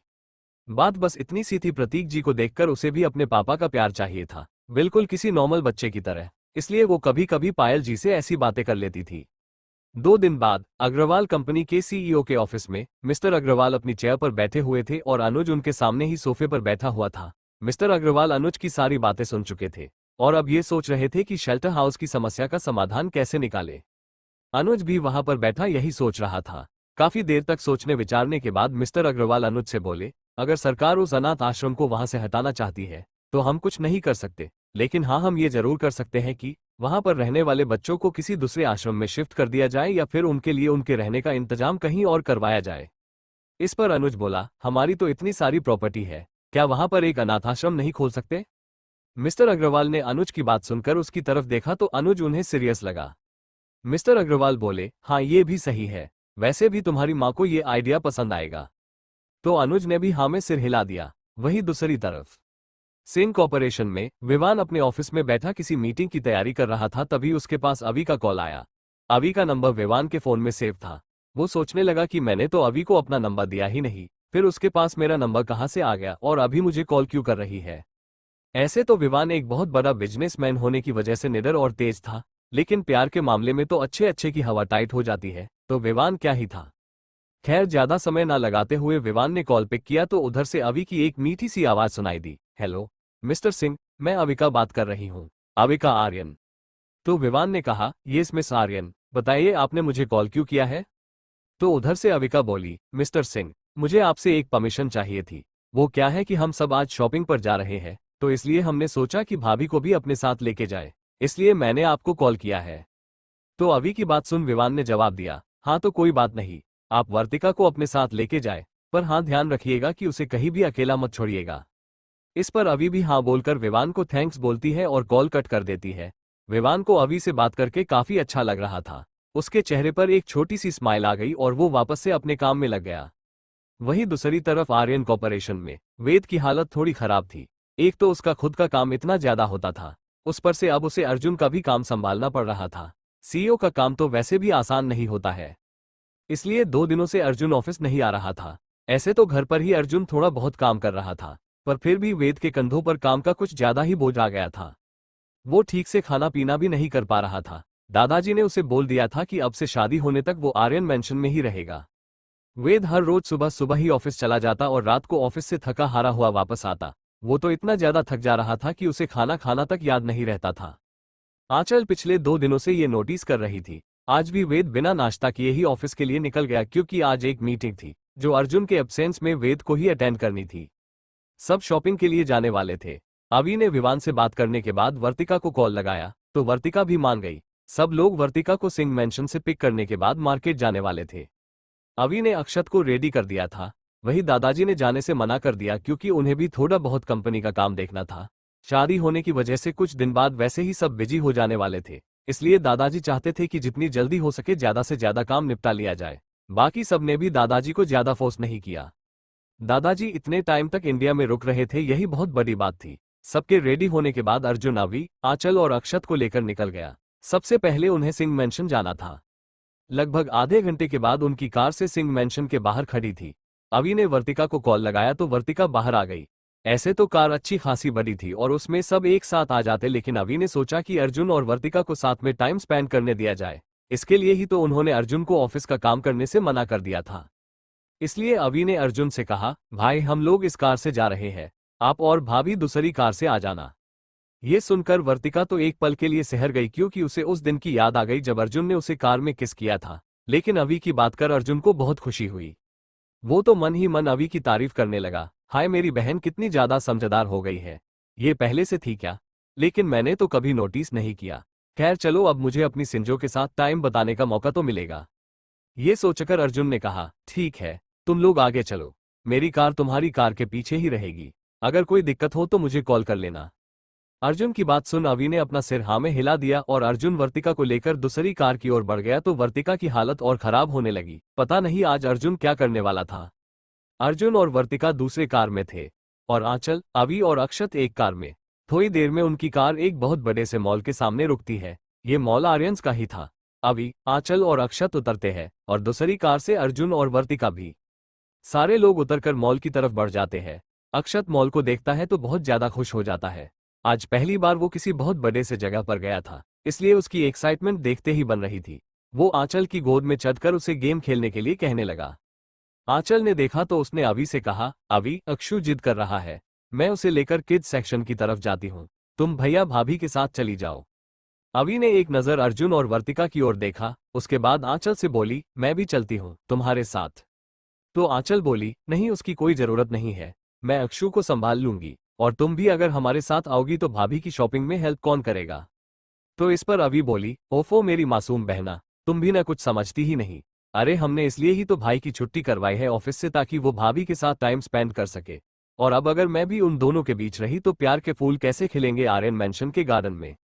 अक्षु, जो अवि और आंचल की बात सुन रहा था, वो अवि को देखते हुए बोला, लेकिन दीदी, हमारे घर में तो पहले से ही इतने सारे फूल हैं ना, फिर और फूल क्यों चाहिए आपको? अक्षु की बात सुन अवि और आंचल दोनों को हंसी आ गई।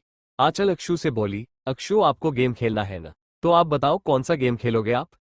आंचल ने अक्षु का ध्यान डाइवर्ट कर दिया और अवि को इशारा किया तो अवि भी अर्जुन के पास गई और बोली, भाई जो भी शॉपिंग करना हो आज भाभी और अपने लिए कर लो, मैं और आंचल अक्षु के साथ दूसरी तरफ जा रहे हैं। ये सुनकर अर्जुन और ज्यादा खुश हो गया। उसने बोला, ठीक है तुम जाओ, कहीं इधर उधर मत चल जाना। अवि भी हाँ में सिर हिलाकर वहां से चली गई। वही वर्तिका की घबराहट ये सोच सोच कर बढ़ रही थी कि कार में तो भले ही अर्जुन ने कुछ नहीं किया, लेकिन यहाँ मॉल में अभी अर्जुन के साथ अकेले पता नहीं वो कैसे रहेगी। ये सोचकर वर्तिका की घबराहट बढ़ती ही जा रही थी। अर्जुन उसे लेकर लेडीज सेक्शन की ओर बढ़ गया। उसने पहले ही मैनेजर को इन्फॉर्म कर दिया था कि आज वो लोग मॉल आने वाले हैं। मॉल का मैनेजर अर्जुन को देखते ही उसकी तरफ आया और उसे ग्रीट करते हुए बोला, हेलो मिस्टर आर्यन, आपने जैसा कहा था मैडम आराम से शॉपिंग कर सकती है। अर्जुन ने अपना सिर हिला दिया तो मैनेजर भी वहां से चला गया। अर्जुन चाहता था कि शादी का लहंगा पसंद करते वक्त अर्जुन और वर्तिका साथ हो। वो दोनों वेडिंग सेक्शन के अंदर आए। वहां पर एक से बढ़कर एक लहंगे थे जो बहुत ज्यादा खूबसूरत दिखाई दे रहे थे। ऐसा नहीं था कि वर्तिका ये सब पहली बार देख रही थी, लेकिन अर्जुन के साथ उसका ये पहला एक्सपीरियंस था। इससे पहले वो किसी भी लड़के के साथ शॉपिंग करने नहीं आई थी, और तो और अब अचानक से ही वो अपने होने वाले पति के साथ यहाँ आई थी, या ये कह सकते हैं कि उसका होने वाला पति उसका साथ ही नहीं छोड़ रहा था। इसलिए आज वो लोग साथ है। तभी और कुछ सर्वेंट्स ने उन दोनों को स्नैक्स वगैरह सर्व करके चले गए।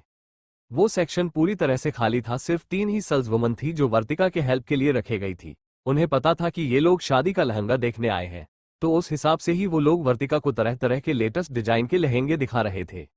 लेकिन वर्तिका बहुत ज्यादा कंफ्यूज थी। वो सोच रही थी कि काश कोई लड़की होती उसके साथ। इस वक्त तो उसे अंशिका और त्रिशा की याद आ रही थी, लेकिन आज तो उसे अर्जुन के साथ ही पसंद करना था, इसलिए वो लहंगे देखने लगी। अर्जुन भी उसके एक्सप्रेशंस नोटिस कर रहा था। अर्जुन को भी अभी तक एक भी लहंगा पसंद नहीं आया था।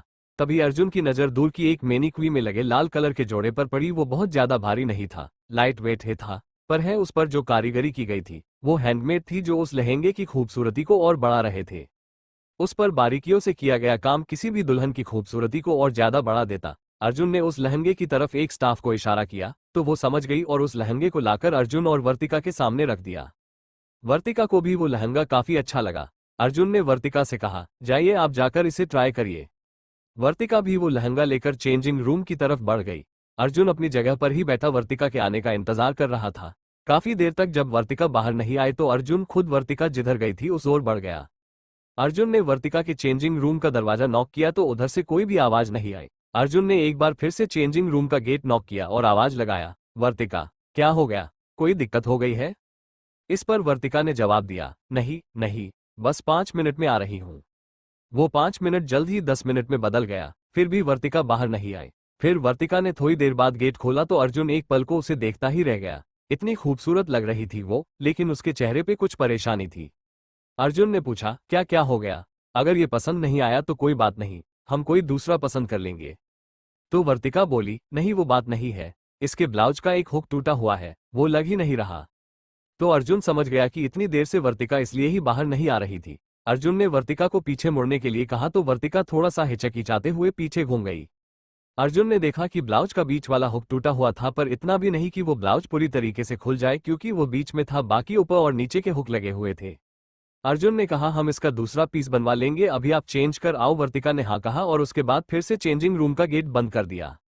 यहाँ अर्जुन की हालत खराब हो गई। वर्तिका की खुली हुई साफ और गोरी पीठ देखकर अर्जुन ने खुद को कैसे कंट्रोल किया है ये सिर्फ वही जानता था। वहीं अभी आंचल और अक्षु को लेकर गेमिंग जोन में पहुंच गई, क्योंकि उसे भी गेम खेलना बहुत पसंद है। वो लोग जाकर बहुत सारे गेम्स खेलते हैं। हालांकि आंचल को तो गेम्स ज्यादा पसंद नहीं थे, पर वो अक्षु को मना नहीं करना चाहती थी, इसलिए वो भी अभी और अक्षत को ज्वाइन कर लेती है। पर आंचल के दिमाग में अभी भी वेद ही चल रहा था। कुछ खाया भी होगा या नहीं ये सोचकर आंचल परेशान हो रही थी। आंचल को वेद की फिक्र हो रही थी।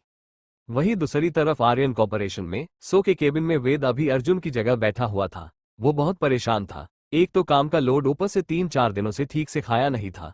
उसकी तबीयत थोड़ी थोड़ी खराब हो रही थी, पर उसने इसे नजरअंदाज करके अपना काम करना चालू रखा। पर वो कितने देर तक अपनी तबीयत को नजरअंदाज करता ये तो वो खुद भी नहीं जानता था। वहीं शेल्टर हाउस में त्रिशा अभी भी परेशानी में अपने रूम का चक्कर लगा रही थी।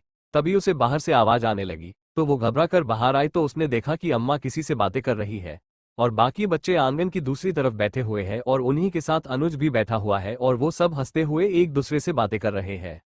ये नज़ारा देखकर तो त्रिशा को चक्कर आने लगे और उसे काफी हैरानी भी हुई कि आखिर अनुज यहाँ क्या कर रहा है और अम्मा किससे क्या बातें कर रही है।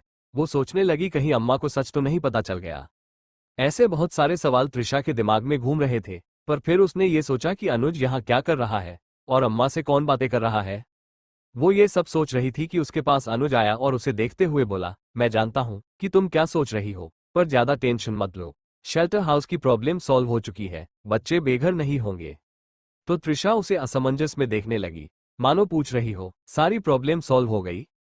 अनुज ने त्रिशा का चेहरा पढ़ते हुए उसे बताया कि अग्रवाल कॉर्पोरेशन एक नया अनाथाश्रम बनाने वाली है और शेल्टर हाउस के बच्चों को वहीं पर शिफ्ट किया जाएगा।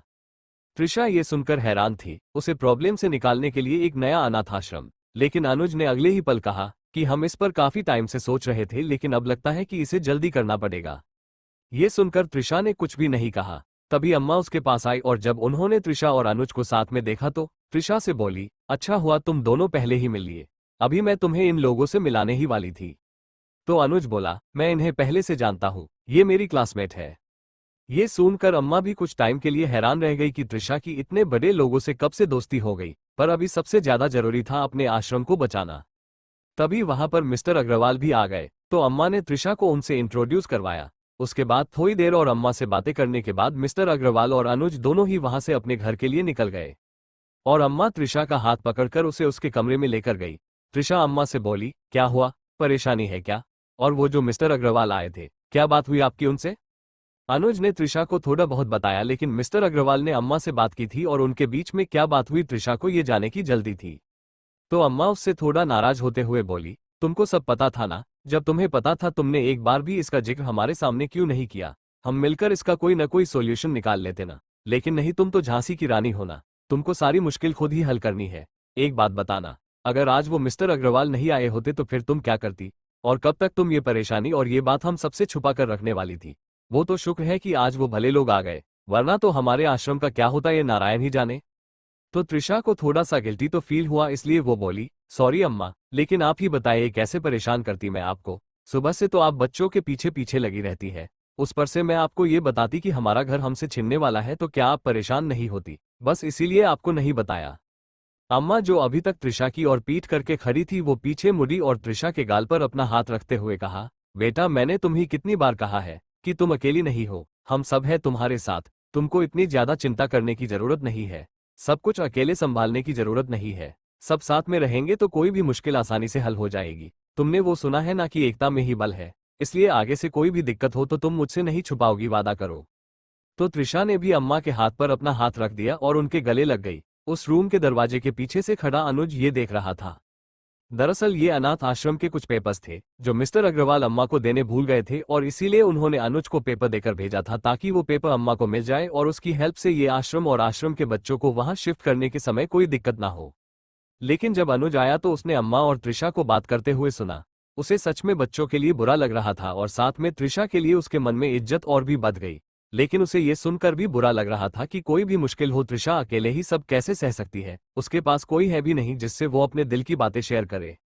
आज पहली बार अनुज को त्रिशा के दर्द से तकलीफ हो रही थी। ये क्यों था ये तो उसे भी नहीं पता था, पर हाँ कुछ तो था जो अनुज ने त्रिशा के खातिर इतना सब किया और उसके बाद भी उसने क्रेडिट खुद ना लेकर उसे प्रोजेक्ट का ही नाम दे दिया। अनुज पहले से ही आंगन में आ गया था। अनुज ने अम्मा को देखकर वह पेपर्स बधा दिए और कहा, ये पेपर आप अपने पास ही रखें, ये ओरिजिनल डॉक्यूमेंट्स है और इसे किसी और को मत दीजिएगा, इससे आपको बच्चों को वहां शिफ्ट करने में आसानी होगी और उस आश्रम से आपको कोई भी नहीं निकाल पाएगा। अम्मा ने भी वो पेपर्स ले लिए और अनुज का धन्यवाद किया। उसके बाद अनुज भी वहां से निकल गया। वहीं दूसरी तरफ आज अंशिका ऑफिस आने में थोड़ी सी लेट हो गई थी क्योंकि आते वक्त रास्ते में ही उसकी कार खराब हो गई और वो अपने पापा को परेशान नहीं करना चाहती थी, इसलिए उसने ऑटो का इंतजार किया। गाड़ी जिस जगह खराब हुई वो सुनसान इलाका था, इसलिए कैब भी नहीं मिलती, इसीलिए अंशिका को ऑटो का वेट करना ही ठीक लगा। पर ऑटो आया भी तो काफी देर से, जिसकी वजह से अंशिका ऑफिस आने में लेट हो गई। गिरते पड़ते आखिरकार अंशिका ऑफिस पहुंच ही गई। ऑफिस में रोशन के सेक्रेटरी ने उसे बताया कि आज का सारा शेड्यूल अंशिका को ही अरेंज करना है और वो जाकर एक बार सीईओ से मिल ले। अब तो अंशिका की हालत खराब हो गई। एक तो आज वो लेट थी और उस पर से उसने सुन रखा था कि कंपनी के जो सीईओ होते हैं वो बहुत ज्यादा गुस्सैल और रुड होते हैं, जरा जरा सी बात पर एम्प्लॉइज को नौकरी से निकाल देते हैं। अंशिका रोशन के केबिन तक तो गई लेकिन वो वहीं पर बाहर खड़ी होकर सोचने लगी, क्या यार अंशिका क्या करती है तू इतना लेट, लेकिन मेरी क्या गलती इसमें, अगर कार नहीं खराब होती तो जल्दी पहुंच जाती, पर बस आज ही तो लेट आई हूं। पर उन्होंने मुझे कुछ कहा तो या कहीं नौकरी से ही न निकाल दे। ऐसे तो बड़ा बोलती है पापा मुझे अपने दम पे कुछ करना है, लेकिन अब लग रहा है यार ये पैसे कमाना इतना मुश्किल क्यों है, इससे अच्छा तो घर में काम कर लेती। फिर कुछ सोचकर बोली, नहीं नहीं घर का काम तो और ज्यादा मुश्किल होता है, दिन भर लगे रहो उससे अच्छा पैसे ही कमा लो, कम से कम पैसे तो आएंगे पास में। चल अंशिका तू कर सकती है, वैसे भी क्या पता कि ये वाला बहुत अच्छा हो। हाँ हो सकता है। खुद को संभालकर अंशिका ने गेट नॉक किया। अंदर से आवाज आई, कम इन। तो आवाज को सुनकर अंशिका अंदर चली गई। अंदर जाकर उसने देखा तो सीईओ की चेयर पर एक बहुत हैंडसम सा लड़का बैठा हुआ अपना काम कर रहा था। अंशिका उसे देखकर एक पल को उसमें ही खो गई। वो सोचने लगी, यार ये कितना हॉट बंदा है, भगवान जी आज से ना मेरी आपसे सारी शिकायतें खत्म, इतने हॉट बंदे की असिस्टेंट बनाकर मुझे भेजा है ना, थैंक यू सो मच यार। ये सब अंशिका अपने मन में सोच रहे थे, तभी उसे रोशन की आवाज सुनाई दी, मिस असिस्टेंट क्या आप वहां पर रहकर मुझे दिन भर घूरने वाली है या अपना काम भी करेंगी, ऐसे भी आज आप लेट है। रोशन की आवाज सुनकर अंशिका अपने ख्यालों की दुनिया से बाहर आई। अंशिका मुस्कुराते हुए बोली, सॉरी सॉरी सर, आज मेरी कार खराब हो गई थी इसलिए आने में देर हो गई। रोशन अंशिका की बात सुनकर अंशिका को ऐसे देखने लगा मानो जैसे वो किसी बेवकूफ को देख रहा हो। रोशन ने अपने मन में ही कहा, एक तो ये लड़की लेट आई है, ऊपर से काम करने की जगह की मुझे देर से आने का रीजन बता रही है, पता नहीं इसको किसने मेरी असिस्टेंट बना दिया, ऐसे तो मेरी कंपनी ऊपर जाने की बजाय नीचे गड्ढे में ही ना डूब जाए कहीं। फिर उसने अंशिका का मुस्कुराता हुआ चेहरा देखा और उससे कहा, अब क्या आप सिर्फ मुझसे बात ही करेगी या अपना काम भी करेगी? वो क्या है ना कि अगर आपको बात करनी है तो आप रिजाइन करके यहाँ से जा सकती हैं, मैं लोगों को काम करने के पैसे देता हूँ, बात करने के नहीं। तो अंशिका की स्माइल गायब हो गई। अंशिका फिर से रोशन को सॉरी कहने के बाद केबिन से बाहर चली गई।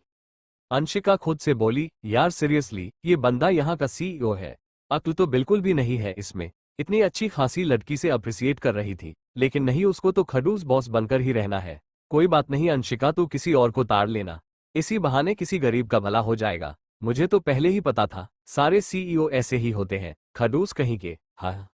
अंशिका वहां से मुंह बनाकर अपने केबिन की तरफ चली गई। वहीं दूसरी तरफ मॉल में अवि, आंचल और अक्षत तीनों अब अर्जुन और वर्तिका के पास आ चुके थे।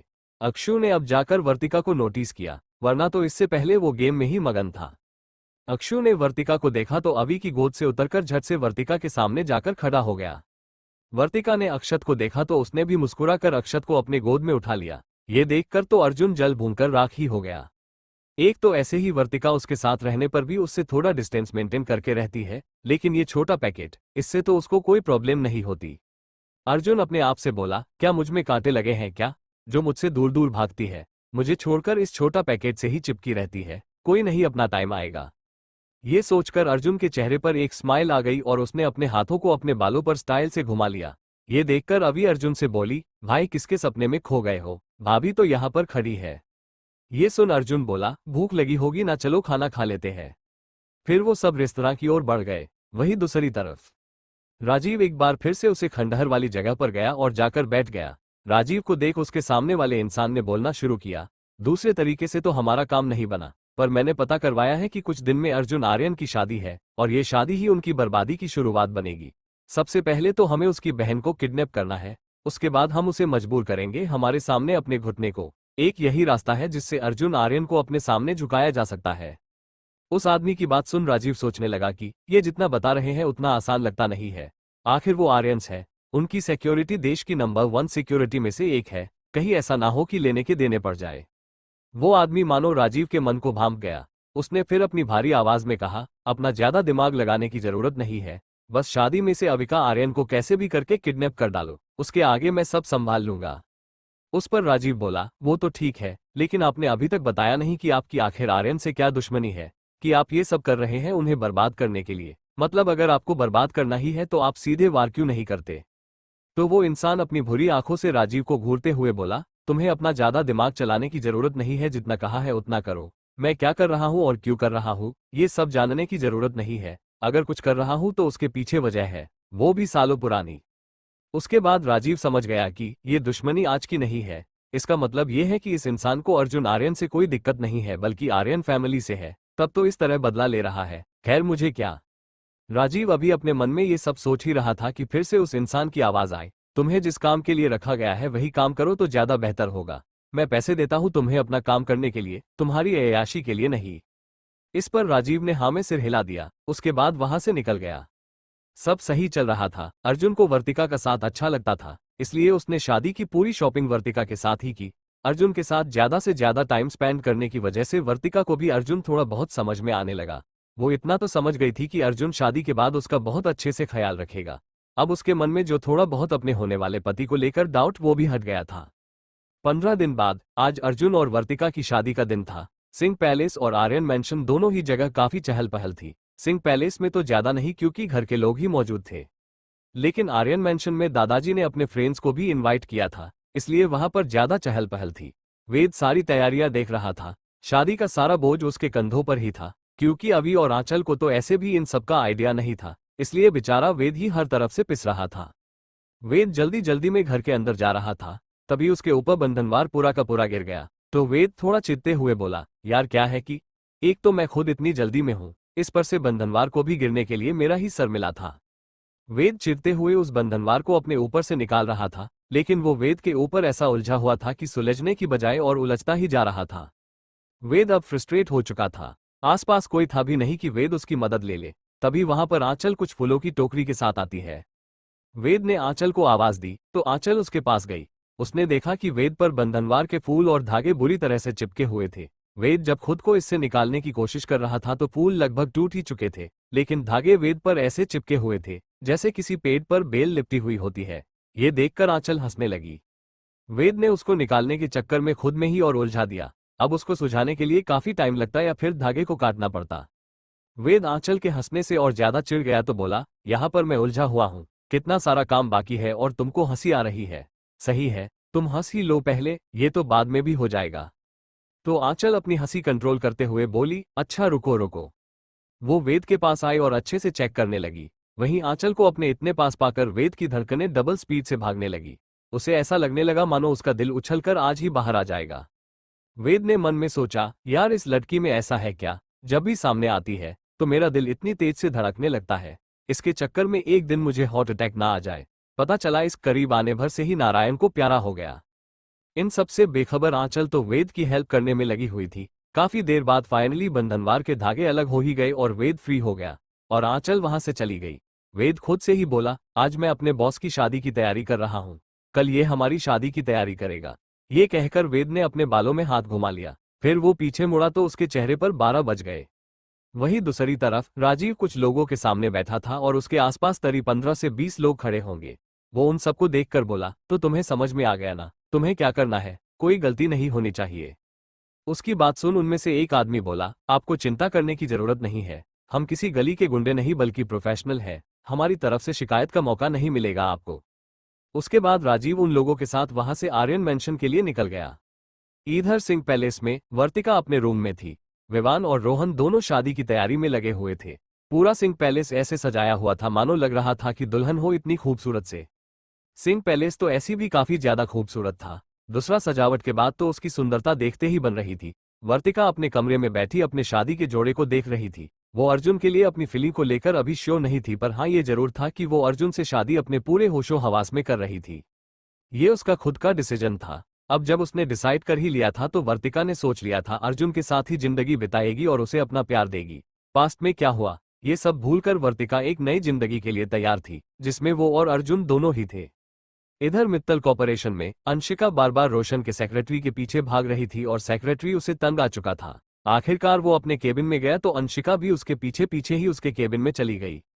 रजत ने इरिटेट होकर अंशिका की तरफ देखा और उससे कहा, जल्दी बोलो क्या बात है। तो अंशिका तुरंत बोली, प्लीज प्लीज प्लीज प्लीज छुट्टी चाहिए, प्लीज आप समझो ना, मेरी फ्रेंड की शादी है, सच में छुट्टी नहीं लेती। तो रजत बोला, तुम्हें पता है ना अभी तुम्हें आए हुए कुछ ही दिन हुए हैं और तुम्हें इतनी जल्दी छुट्टी चाहिए, और शादी तो रात में होती है ना, तुमको छुट्टी अभी क्यों चाहिए।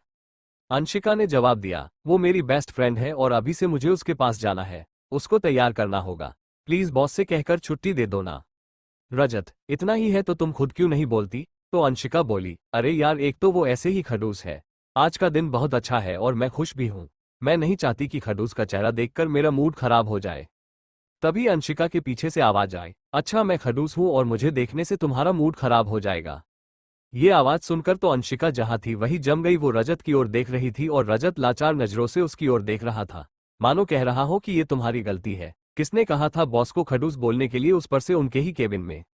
रजत की मन की बात जैसे अंशिका समझ गई हो। अब उसने अपनी आसपास देखा तो पाया कि रजत का नहीं बल्कि रोशन का केबिन है। डर के मारे अंशिका ने अपनी आंखें मूंद ली। तभी अंशिका के पीछे से फिर से एक सर्द आवाज आई, मिस असिस्टेंट, आगे कुछ भी नहीं बोलना, मुझे और भी कोई नाम दिया है। अब तो अंशिका के लिए एक तरफ कुआं और एक तरफ खाई वाली सिचुएशन हो गई थी। उसने पहले ही रोशन के खिलाफ उल्टा सीधा बोलकर उसे गुस्सा दिला दिया था। अंशिका मन ही मन खुद से बोली, नाम तो और भी है सर, लेकिन अगर अभी आपको बताया तो आप मुझे जॉब से ही निकाल दोगे। यार अंशिका तू ना एक नंबर की गधी है, किसने कहा था कि बॉस की कंपनी में उनकी ही बुराई करो। ये खड़ूस इतने गुस्से में है। अंशिका की बिल्कुल भी हिम्मत नहीं थी कि वो रोशन से छुट्टी की डिमांड करे, लेकिन उसका अपनी बेस्ट फ्रेंड की शादी में जाना भी जरूरी था। इसलिए खुद को हिम्मत देकर अंशिका पीछे मुड़ी और जबरदस्ती मुस्कुराते हुए रोशन से बोली, बॉस आप कब आए। इस पर रोशन उसे सर्द नजरों से देखने लगा मानो किसी बेवकूफ को देख रहा है। वो अपने मन में बोला, ये लड़की सही में पागल है क्या, इसके दिमाग का कोई स्क्रू ढीला तो नहीं है, मुझसे सवाल कर रही है कि मैं अपने ही केबिन में क्या कर रहा हूँ। अंशिका ने जब देखा कि रोशन कुछ भी नहीं बोल रहा तो वो बोली, मुझे आपसे परमिशन चाहिए थी। इस पर रोशन अपनी आंखें छोटी करके बोला, कैसी परमिशन। तो अंशिका ने जवाब दिया, वो आज मेरी बेस्ट फ्रेंड की शादी है तो मुझे आज की छुट्टी चाहिए। Thanks for watching, subscribe for more amazing stories.